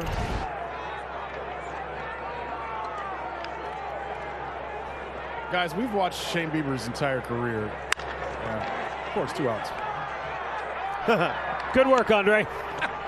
He's not the best sideline reporter in baseball for nothing, folks. He's going to lead off the 9th inning for Cleveland. In Chicago, on the south side, 15 career home runs. Yes, and that is as much as anybody. And look at that. You talk about late inning lightning from the 7th inning on in 25 games, September 11th of last year. Staggering numbers. 22 career home runs against the White Sox to go along with all that. Let's hope that it pays dividends here. Well, there's the big guy, Liam Hendricks. They went out and acquired him in the offseason. Signed him to a 3-year deal. 44 million, I believe. Guaranteed $54 million. Not off to a great start either, Matt. Last time out Sunday versus Kansas City, gave up a game-tying home run to Carlos Santana. He changed some of his, right there, I was going to say, not throwing the fastball as much. But Arch, this is a guy that became popular by doing what? Throwing almost 100 miles an hour. Yeah. You know, so this is a guy that, and he was only about 96, 95 a couple days ago. He's going more long tossing, what he did over in Oakland is something they weren't doing here. That's his bread and butter. That's what got him there. So he's going to have to establish that fastball. I don't think he's going to live and die with the curveball. He'll show it to you, but he's got to go. And the velocity may not be there now, but. Now, is that a show because that's Jose Ramirez at the plate? I would think so. And Jose, what do we say? You can't get one by him. He never met a fastball he didn't like. Can't sneak the cheese by him. Yeah, he's the rat. You cannot do that. But, I mean, I know Jose's not swinging it like he can right now, but I'll tell you what, he's a dangerous hitter when he walks into the box late in the game. Matt, when you say $55 million to a closer for 3 years, that's a shocker to me. It's a lot of money for guys that can go. You know how we all know how closers can be. Well, it also speaks to where they're at as an organization. They feel like now is the time. Right. Pedal to the metal. Yes, we need that closer. They had Colomé for the last 3 years. He signed with someone else. I think he stayed in the division. I think he's in Minnesota. Excuse me. Fastball dotted the outside corner at the knees. See, Jose didn't like it, but that was paint. That was a nasty pitch there. I mean, that's not one you're going to swing at as a hitter. Might have been just a hair off, but I'll tell you what, it's a good pitch.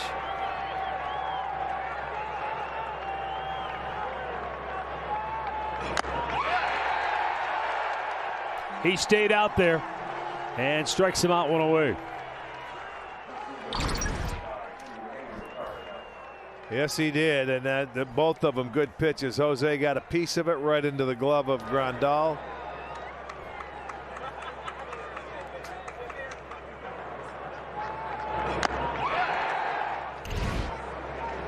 So one down for Eddie Rosario, who has 2 of the Indians' 3 hits tonight.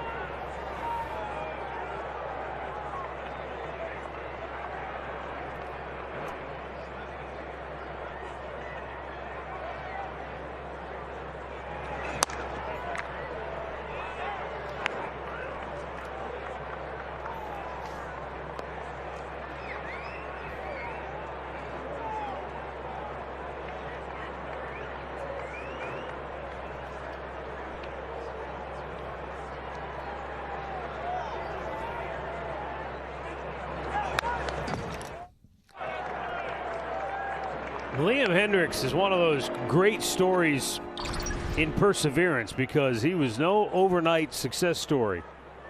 Started off in the Twins organization, and his first few years in the big leagues did not go well. I mean, ERAs with Minnesota in 5s and the 6s. Right. Then he went to Toronto, Kansas City, back to Toronto, and that's when it clicked.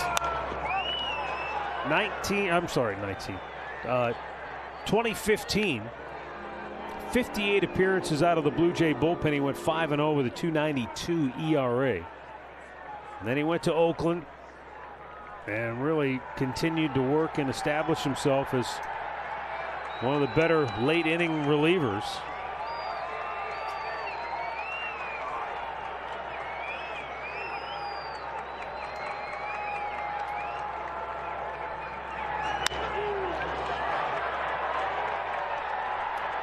Two down.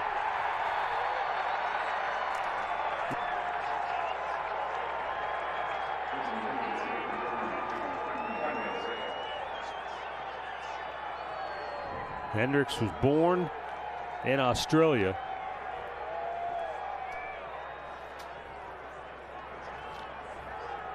Originally signed with the Twins back in '07.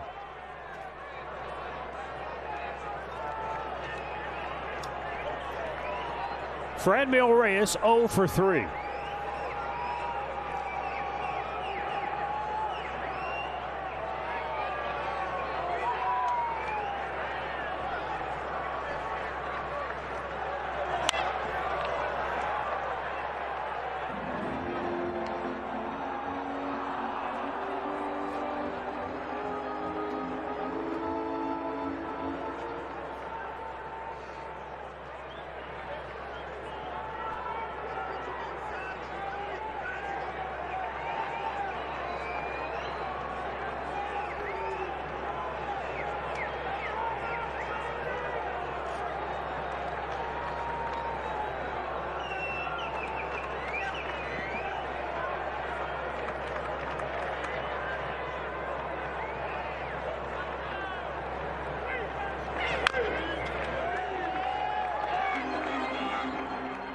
Now Reyes in the hole, 0-2.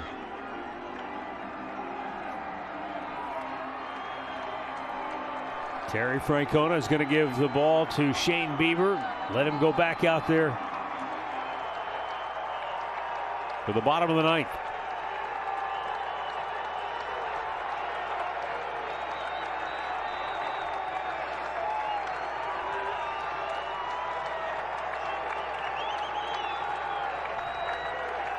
He shook everything off for the fastball away.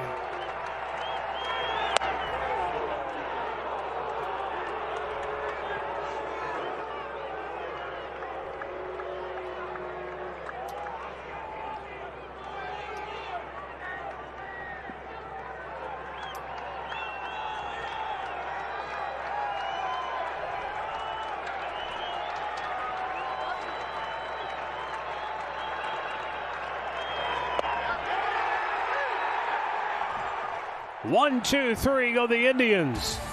Bottom of the ninth. Bieber back for more. We knew it was going to be a marquee matchup. That was the hype, and it has lived up to it. Bieber and Giolito just dominant, overpowering. Bieber's still in there. He's going to pitch into the ninth inning. And neither team had many scoring opportunities tonight. Oh, they did not. The pitching has been just outstanding. And this is a place where Shane Bieber, you know, he's 0-2 in his career in this ballpark, but he has been, I don't know if he's thrown a better game.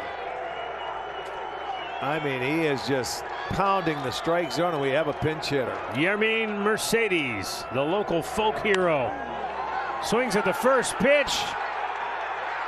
Foul ball. Oh, that's a break there. And that didn't look like it missed by much. I mean, I thought it might have hit chalk, to be honest with you. But no siree. He just fights this ball off. Watch where it lands. Nobody was going to get there, so you're thinking it's got to be at least a double. Wow. awfully close. That's tough to see. Nah, it's clearly on the right side. Come on.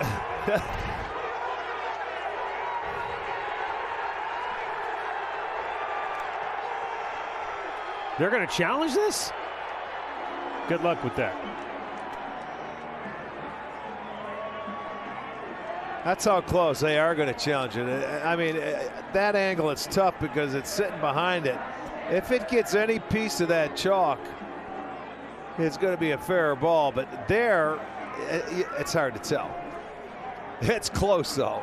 That did not miss by much wherever it hit. I just can't believe they're challenging that, but I suppose it's worth a not? try. Yeah, you got Bieber on the mound for the ninth.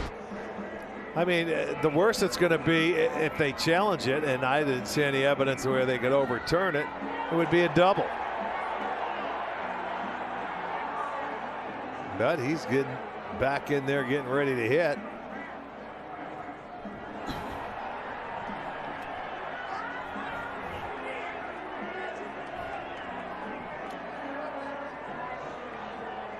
Once you lose your challenge, then you're at the mercy of the court. And as Terry Francona explained to us, if you're going to ask the umpires to challenge something when you don't have a challenge left, it better be really convincing. Yeah. I mean, it has to be. But, I mean, here it is, the ninth inning. This is now or never. Foul ball.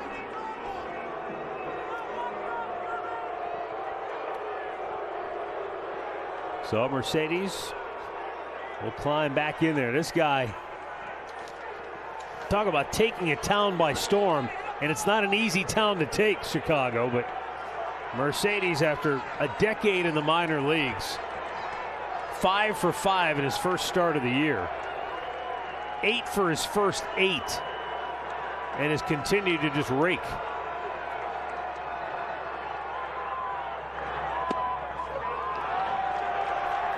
If you weren't with us last night, Tony La Russa basically kept him coming out of spring training as a third catcher, sort of an emergency backup. Stuck him in there in the DH role, and he has just taken off. Matt, $1 million question. How did you know that ball was foul sitting here and with the screens that we have? Because you called it right when it happened. I don't know. I just saw it. It looked like it clearly hit on the right side of the line. We'll take his eyes if we need him. Yeah, no kidding. I didn't either.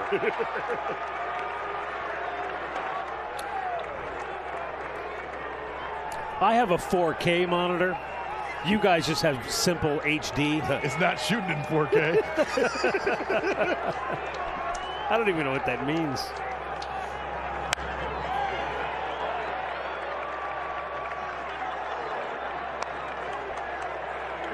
You know, whether this guy is truly a folk hero in the making or he's just so locked in right now. He's facing the best pitcher in baseball, and he acts like he's been here. No big deal. Yeah. No big deal at all. Power River, baby. There you go. You know, Matt, I've told Arch this story where Tony La Russa feels that he's so good in these situations because he's played in the winter leagues every year for the last 10, 11 years. And you see a lot of off-speed pitches in the winter leagues. Arch probably can tell us better than we could. And he says he can hit both the fastball and an off-speed pitch so well because he's played so many games over the last decade against pretty good competition.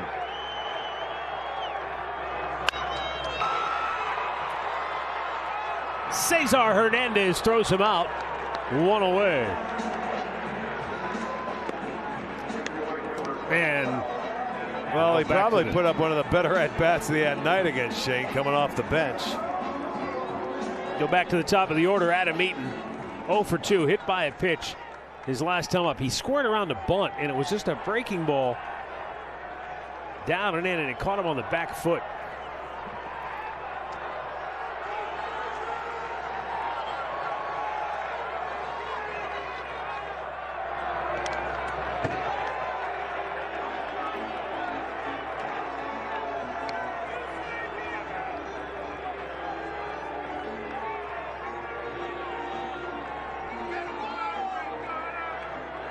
Shane Bieber tonight so efficient. 3 times through the lineup. 30 pitches the first time, 35 the second, 28 the third. Curveball in for a strike.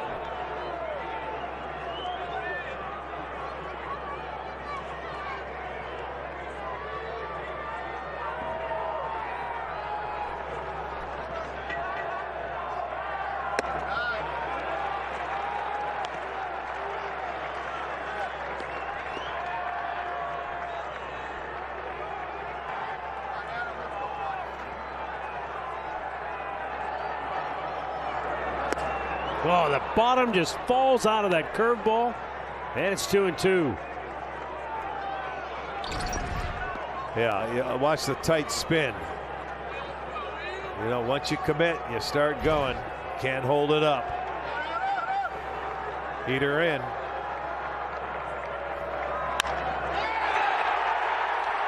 He didn't get it in, though. Got that fastball. They wanted it in. The idea, the concept was there, the location, it leaked out over the plate, and he lines it the other way. So a 1-out single. Watch the ball leak.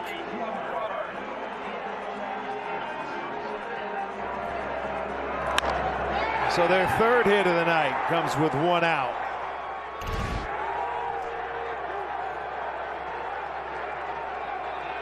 Every pitch at this point in the game gets more and more important for Shane Bieber.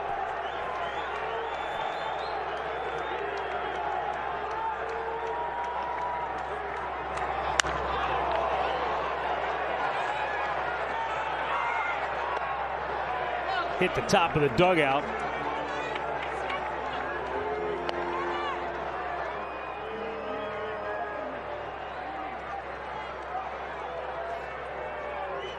Robert has grounded out, struck out, and grounded out again in his 3 trips.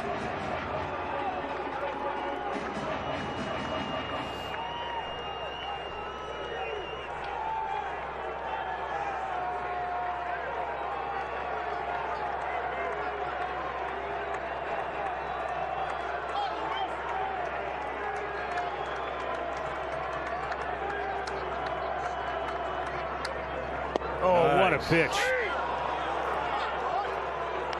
It's a little two-seam comeback fastball. Started it off the dish, runs over on the outside corner, and I mean at the knees.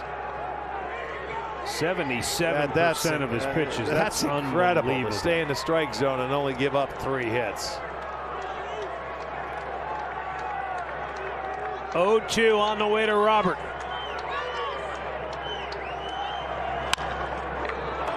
Foul, third base side.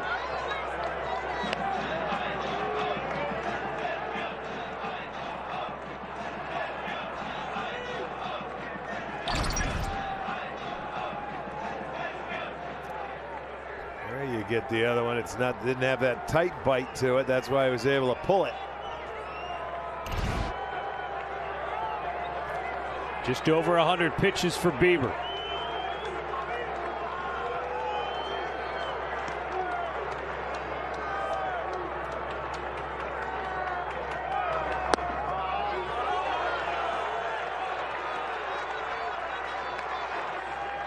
Outfield, or I should say the infield, really pulled around to the left side. Hernandez, the second baseman, see him shading him up the middle.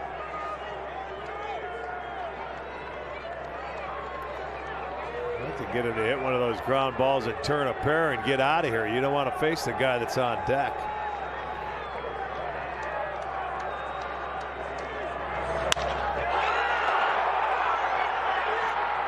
Naylor, 2 down.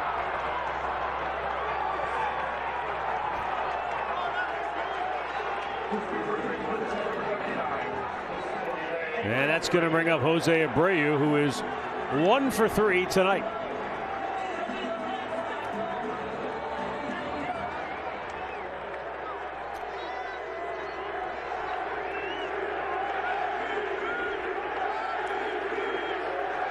Roberto gets a sign from the dugout to go out and talk with Bieber, presumably to maybe allow some time in the bullpen.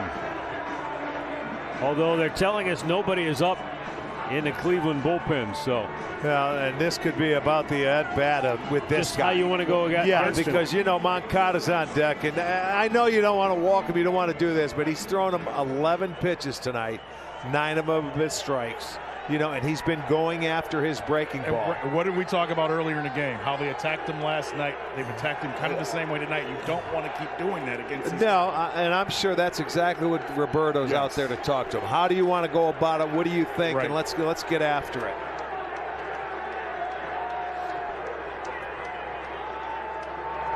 Starts him with a slider in the dirt. Runner Eaton could not get a break.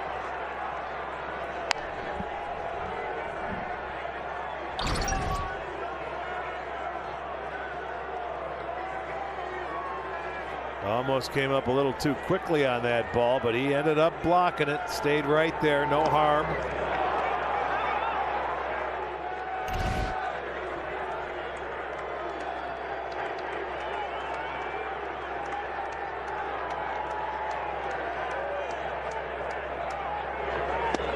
Oh, that backed up on him. And he got away with it as Abreu swung through it. Yeah, you watch this one. He's been throwing so many good breaking balls. This one just stayed backed up. He was looking for it to go away, but he was still out in front of it.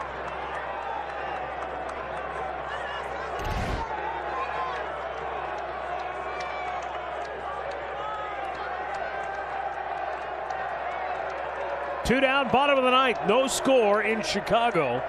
And the 1-1.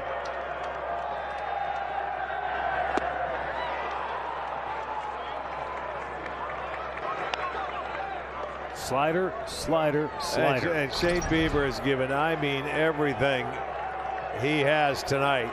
And I mean, he's still locating, still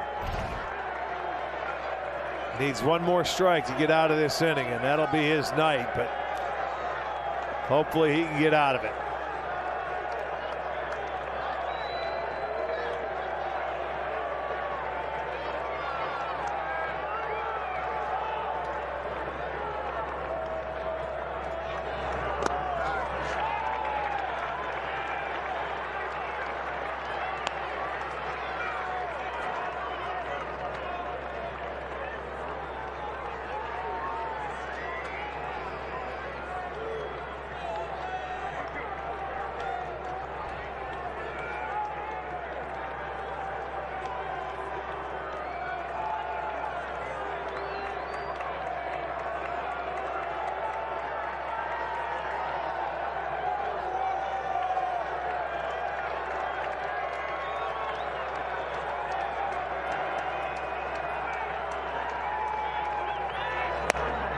Did he go?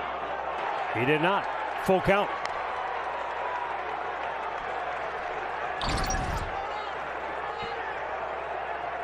Elevated, and it's close.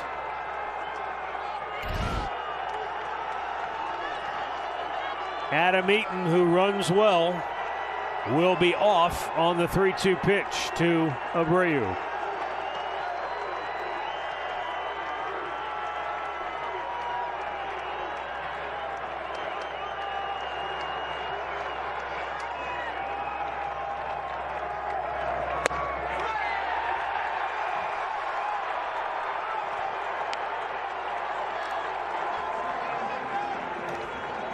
Curveball just cut under it a little bit and hung up there. So now there are 2 on with 2 out. And Yohan Moncada, the batter, 0 for 3, has struck out twice.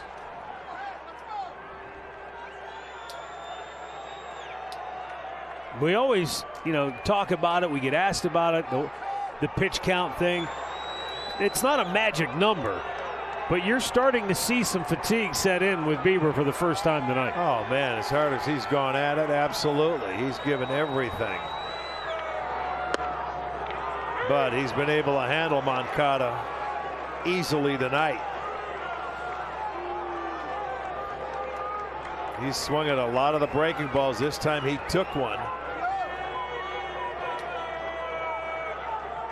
White Sox have a runner at second base for the only time in the game tonight.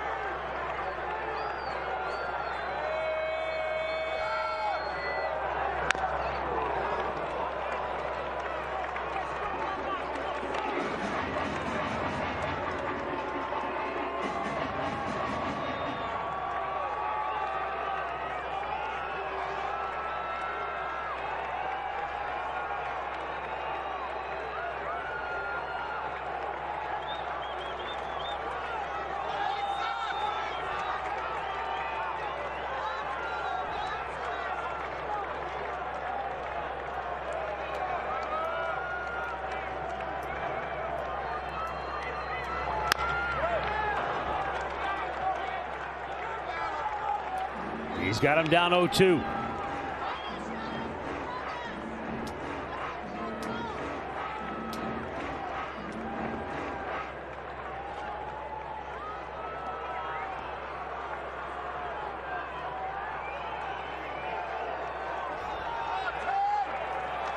Shane Bieber has emptied the tank here tonight. He's got one more strike to get.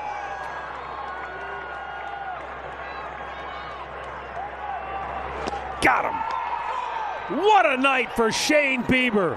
11 strikeouts for the American League Cy Young Award winner. He has pitched the Indians into an extra inning scoreless duel with Chicago.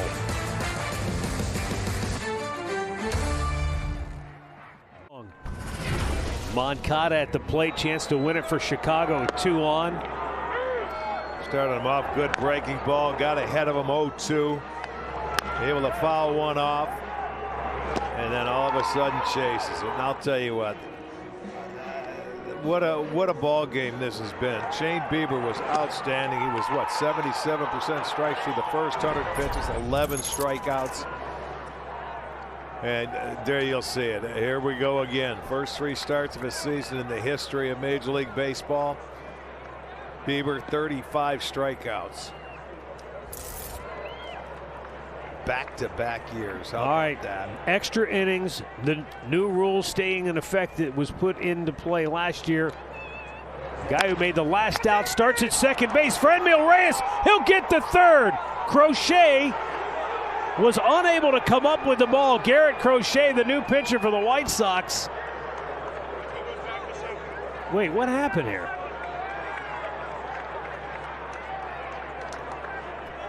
Oh, are they calling catcher's interference? Yeah, I think so. Let's see. There's a lot of discussion. Well, amongst themselves. Oh, that's what. Yeah, that's what they say. Let's see. Oh yeah, it hit his glove. Did get one of the strings, or did you see the glove? Yeah, he called it right away. All right. Home plate umpire called it. He said the interference. Yeah, it looked like that glove moved a little bit. Hard to tell. But now the question is it a dead ball, or can you just take the result of the play? No, I think it's a dead ball, isn't it? It's an error on the catcher. Reyes is still at third base. Well, we'll see. Yeah. I think they got to put it back. I think it's a dead ball. No. He can stay there, huh? New shortstop for the White Sox is Larry Garcia. Chang's going to hit.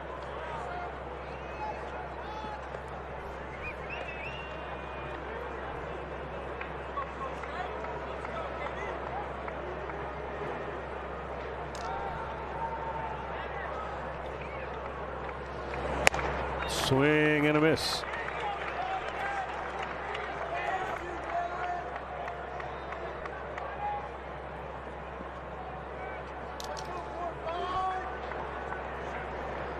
Yu Chang with first and third, nobody out, and Garrett Crochet,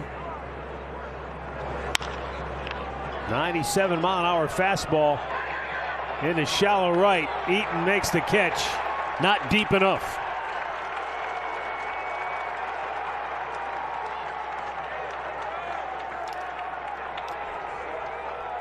And so 1 down. And up comes Roberto Perez. Yeah, that one you heard Eaton calling off Madrigal as he was coming out. That got in on Chang, and La Russa coming back out to maybe make a change. We'll see.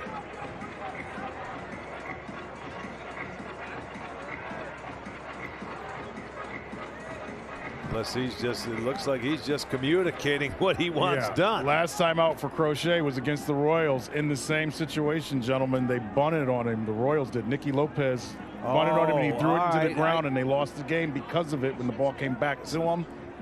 We all know that Perez isn't bunting here, but I'm sure LaRusse is probably saying if the ball's hit back to you. He went over it. Take a deep breath, and you can turn 2 on this guy or whatever else. I'm guessing is what was said there.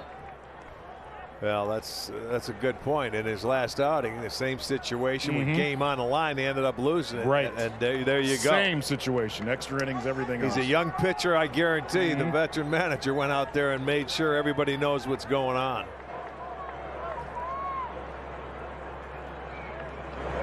In tight, ball 1. Roberto walked his last time up.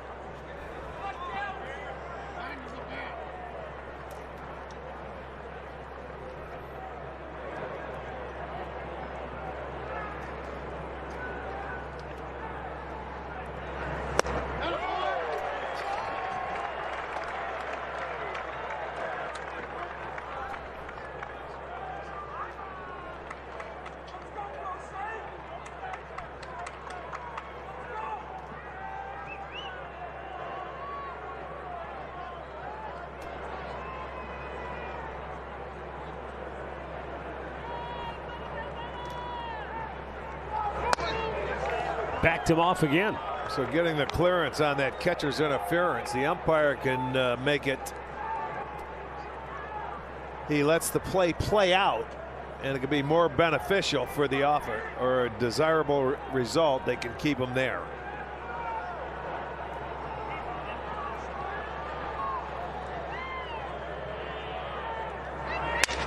Broken bat, bouncer in the hole, and the Indians will get a run, and it's the first one of the game.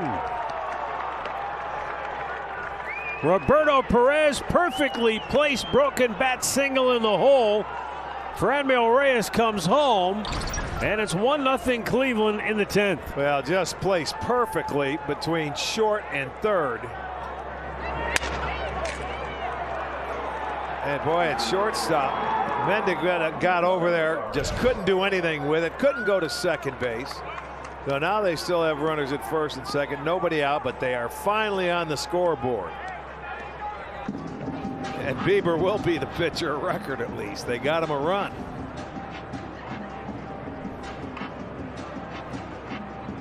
It's another meeting at the mound.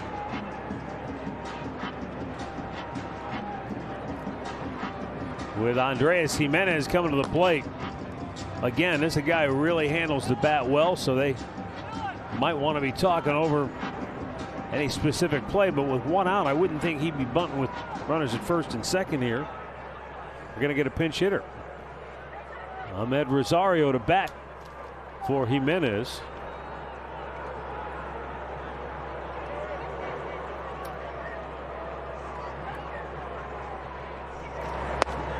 Fastball, strike 1. Rosario is 1 for 2 as a pinch hitter.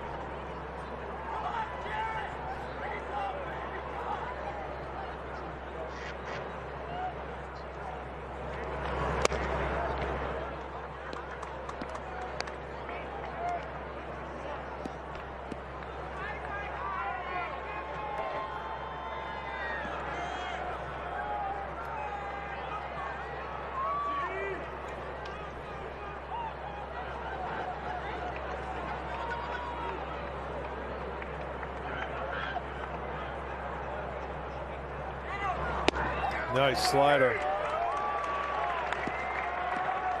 You get geared up for that 97, boy, and all of a sudden now you see a slider for the first time, and he throws it for a strike. So now protect mode.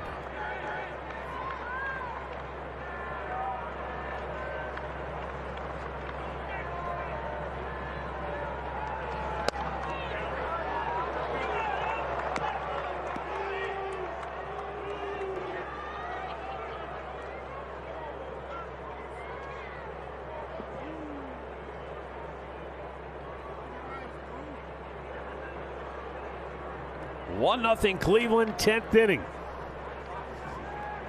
1 out with runners at first and second. And Rosario crunches one up the alley. Get down. Naylor scores, Roberto Perez goes to third. It's a double for Rosario and a 2-0 Indians lead. Well, he jumped on that heater, and it looked like it had a pretty good piece of the plate. But, I mean, watch the barrel head of that bat. There it is, middle, and he took advantage of it, plugged the gap in left center field, so the Indians add on. They now have 2 in. And Ahmed Rosario is 2 for 3 on the year as a pinch hitter already. That's a nice job there. And we'll get another pitching change. Timeout in Chicago. The Indians 2, the White Sox nothing. Start with a runner at second base in the 10th inning. That's Franmil Reyes. Catcher's interference was called on this play. You take the outcome, which got Reyes to third. Naylor's at first, so at the corners, and then after a fly ball out, Roberto Perez perfectly placed broken bat grounder, and it goes for an RBI infield single. And then the pinch hitter, Ahmed Rosario. Yeah, got a ball down the middle of the plate and did some damage with it. Gets their second run in, and still an opportunity to add on and get more, fellas. Get as many as you can. They're pumped up there. That's brought a little energy to that dugout. Matt Foster, 5th pitcher of the night for Chicago, 2nd pitcher of the inning. And he'll have Jordan Luplow, who was coming on to pinch hit for Ben Gamble.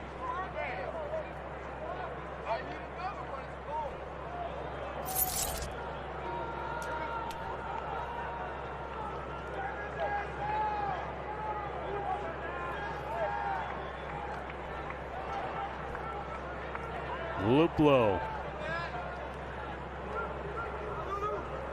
2nd and 3rd. That means the infield is in. And a fastball strike, perfectly placed. James Karinchak up in the Cleveland bullpen. Emmanuel Clase pitched last night. So Karinchak gets a save opportunity, or at least it's a save opportunity for now. Luplow gets into one. That could change. Down low.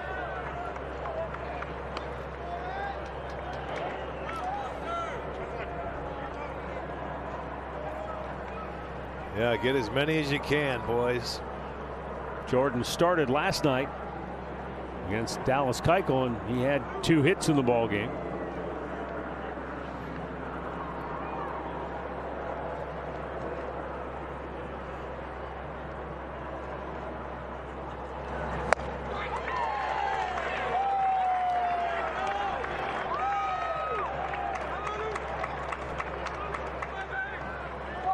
There's Karinchak getting loose.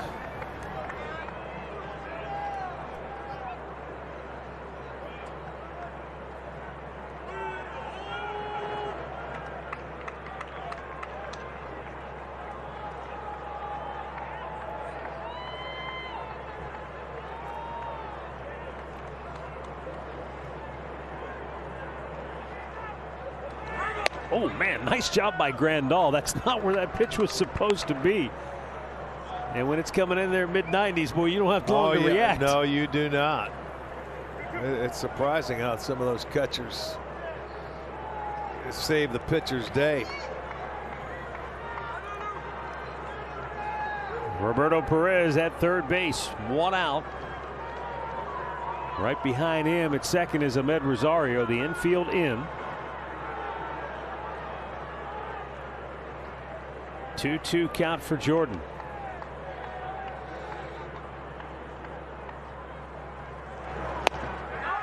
Struck him out with a breaking ball.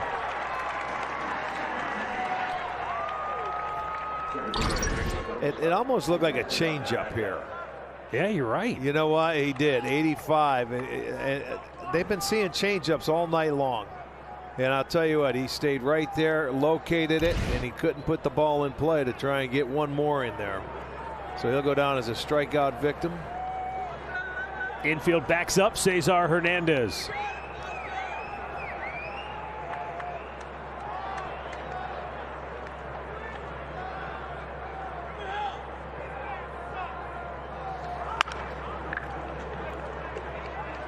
tell you what, if that would have been fair. The third baseman, Moncada, is in on the grass to try to discourage him from laying down a bunt to steal another run here.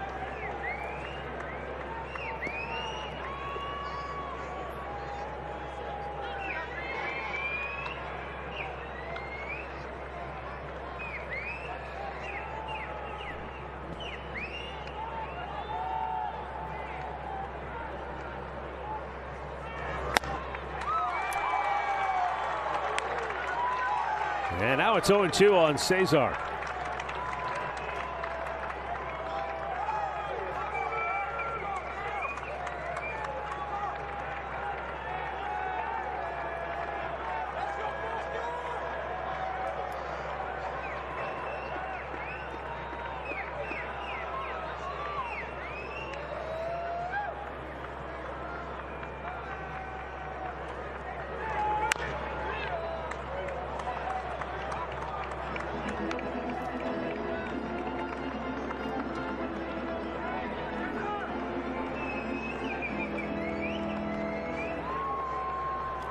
In the bottom of the 10th, the White Sox will have their 5, 6, and 7 hitters due up.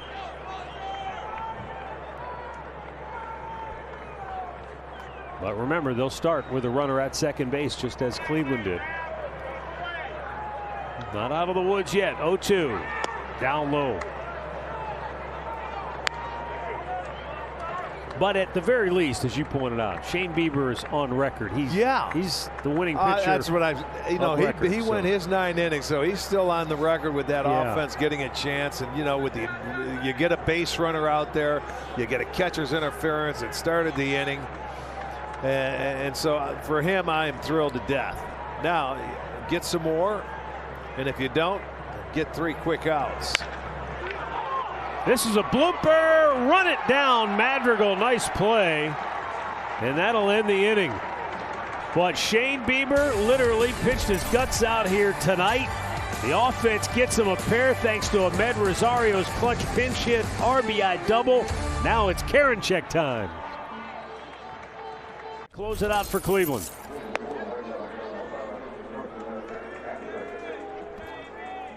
Coming on for the 5th time. He's pitched 3 innings, 5 punch outs. And he's going to get the 5, 6, 7 hitters in the lineup. I think he's got that scorecard in his head. He's looking at him saying 5. Yes, it's a 5th hitter. At least on my scorecard it is.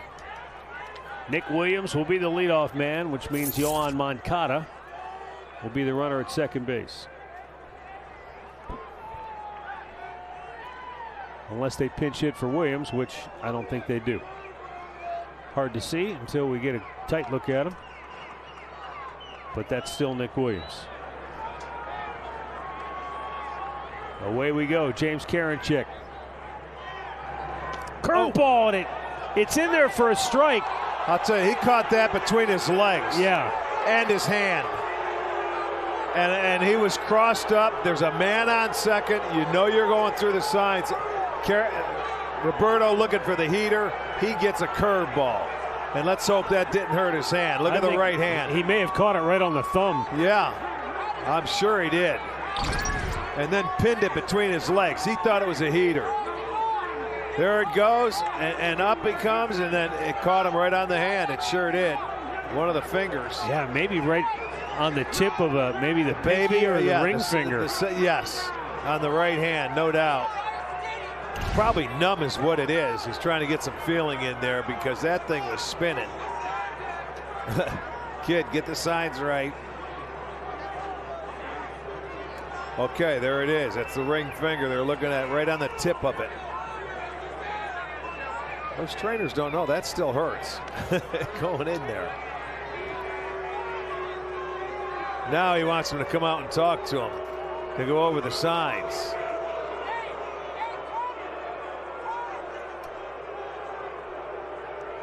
Well, Matt, if you saw, Karinchak was looking in his hat, and they have like the signs and the numbers that they go off of. He was looking at it before the first pitch. He obviously didn't. They weren't coordinated on what was in the card. One of them was mixed up. Right. And I'll bet you I'm going to tell you who it was. Right. It wasn't Roberto. Not with a man on second. Let me put it that way. That finger's hurting. Sure it is. You know, and it's almost surprising that he got a strike call, because yes. Bill Miller, he came up on the pitch, and I wasn't sure he could see the thing, and Roberto caught it. The guy didn't go to third base. That's remarkable. Yeah, what was Moncada doing, now that you think about it?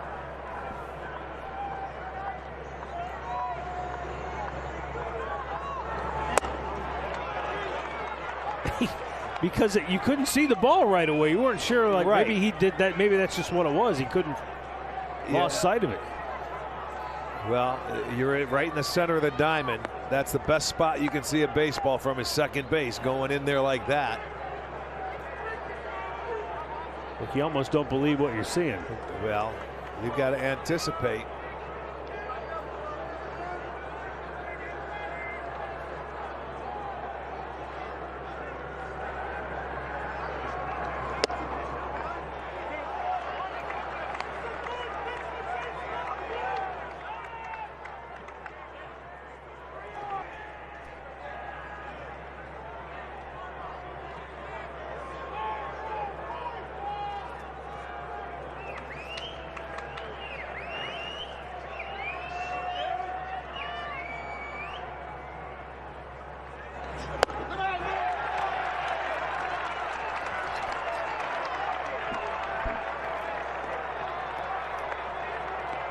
He had some trouble his last time out controlling the fastball, if you remember.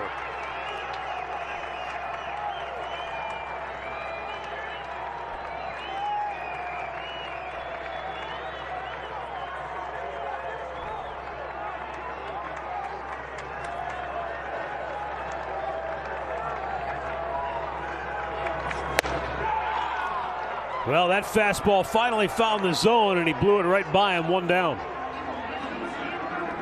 Yeah, he got it to the top of the zone. This is a good pitch. He was out of the zone prior to that, but when he had to make his pitch, he certainly did. Right at the top of the strike zone, he gets the first out.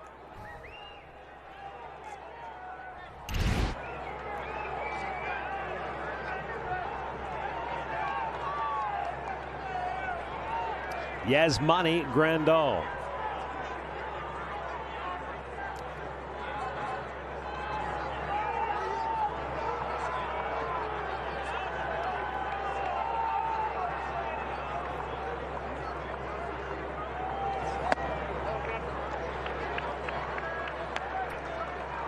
Yu Chang staying in the game defensively at first base.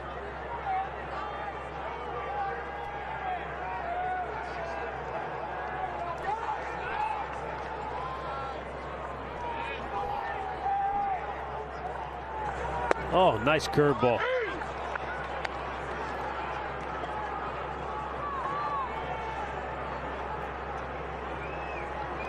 Ahmed Rosario taking over at shortstop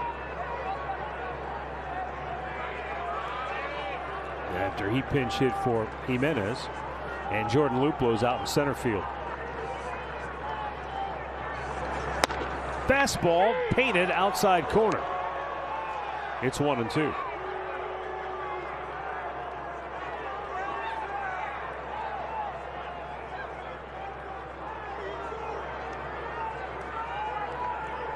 Tell you, Bill Miller behind the plate tonight, having these two starters get after it. He's been really good tonight, consistent.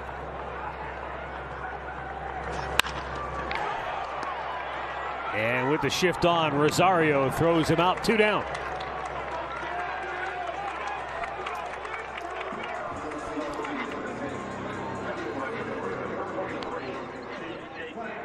Jake Lamb, the last hope for Chicago.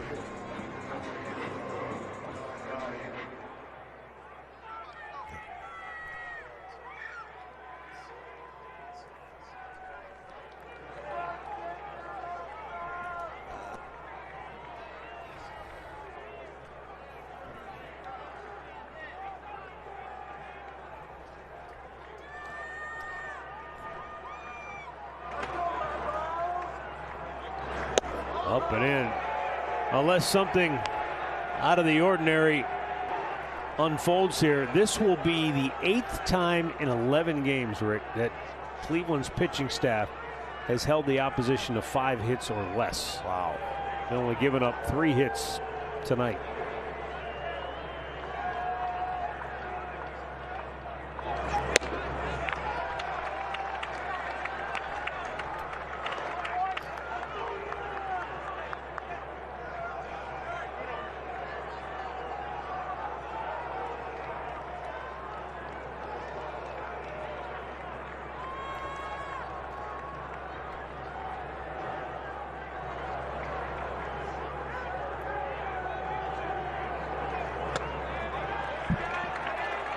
Well, now they're in danger of letting the tying run reach base, bringing the winning run to the plate.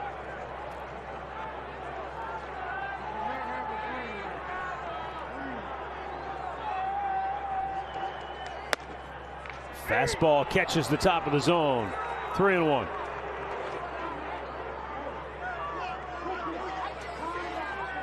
Same 2 teams tomorrow night, game 3 of the 4-game series, and another good matchup as Zach Plesac will go for the Tribe against Carlos Rodon, who was scheduled to go last night, but he wasn't feeling well, so they bumped him back a couple of days.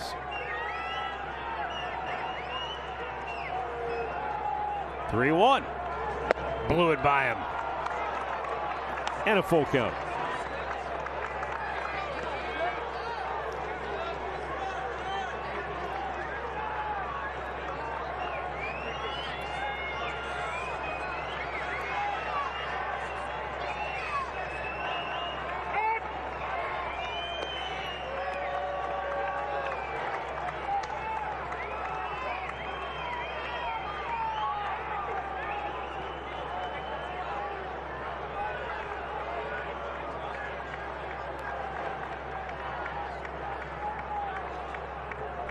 Three-two.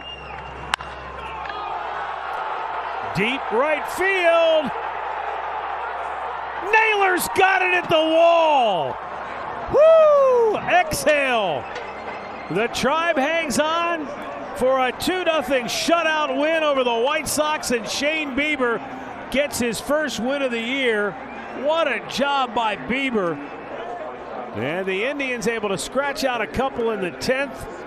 James Karinchak hangs on for dear life to secure the save, and the Indians have evened the series at a game apiece as the Tribe now goes to 6-4 on the year, and the White Sox are now 5-6. Oh boy, what that pitcher's duel was a treat to watch. Bieber gonna get the win. That is great. The Indians' first extra inning game of the year. They were able to take advantage of it, and I mean, to that last out, my goodness, what a game. Even the series at 1 apiece, this is going to be fun all year long, these 2 teams getting after it. Yeah, I mean, it's been the first 2 games, if it's any precursor of what's to come. Oh my goodness, this is what a treat. Yeah, great matchups both nights. That guy right there, dynamite. He's going to talk to Dre coming up next. Indians Live post-game straight ahead. Al, Jensen, all right, 2 quick things. One, did your heart stop beating there when Jake Lamb put that ball in play? And Mine two, did. And 2, I mean, I don't even know what's left to say about Shane Bieber. First of all, I'm going to answer questions. yes. I kept saying, oh no, not down to your last strike. And Naylor did what every outfielder should do: go to the wall, come in. Right. That was just a textbook play for Naylor. Second of all, as great as Shane Bieber is, and we'll go through it, I mean, he was absolutely special tonight. Roberto Perez deserves a toast. I mean, this guy is as good as any catcher at sequencing at the 3rd and 4th time around the lineup. We are so spoiled to have him lead this pitching staff. Those 2 tonight, good luck getting runs off him the rest of the year. We've seen Bieber pitch a lot of great games. We may have seen his greatest game tonight. Could be. Yeah. Everything was working. Yep. He was efficient. He was good. Hey, the Indians win in extras against the White Sox. 2-0 the final, and Shane Bieber does indeed get the win. Did it feel like October? A little bit. We're in our jackets, so it might as well be. Wow. Temperatures in the 50s, pitchers duel, and the Indians come out on top. They're in first place in the Central. Indians Live next.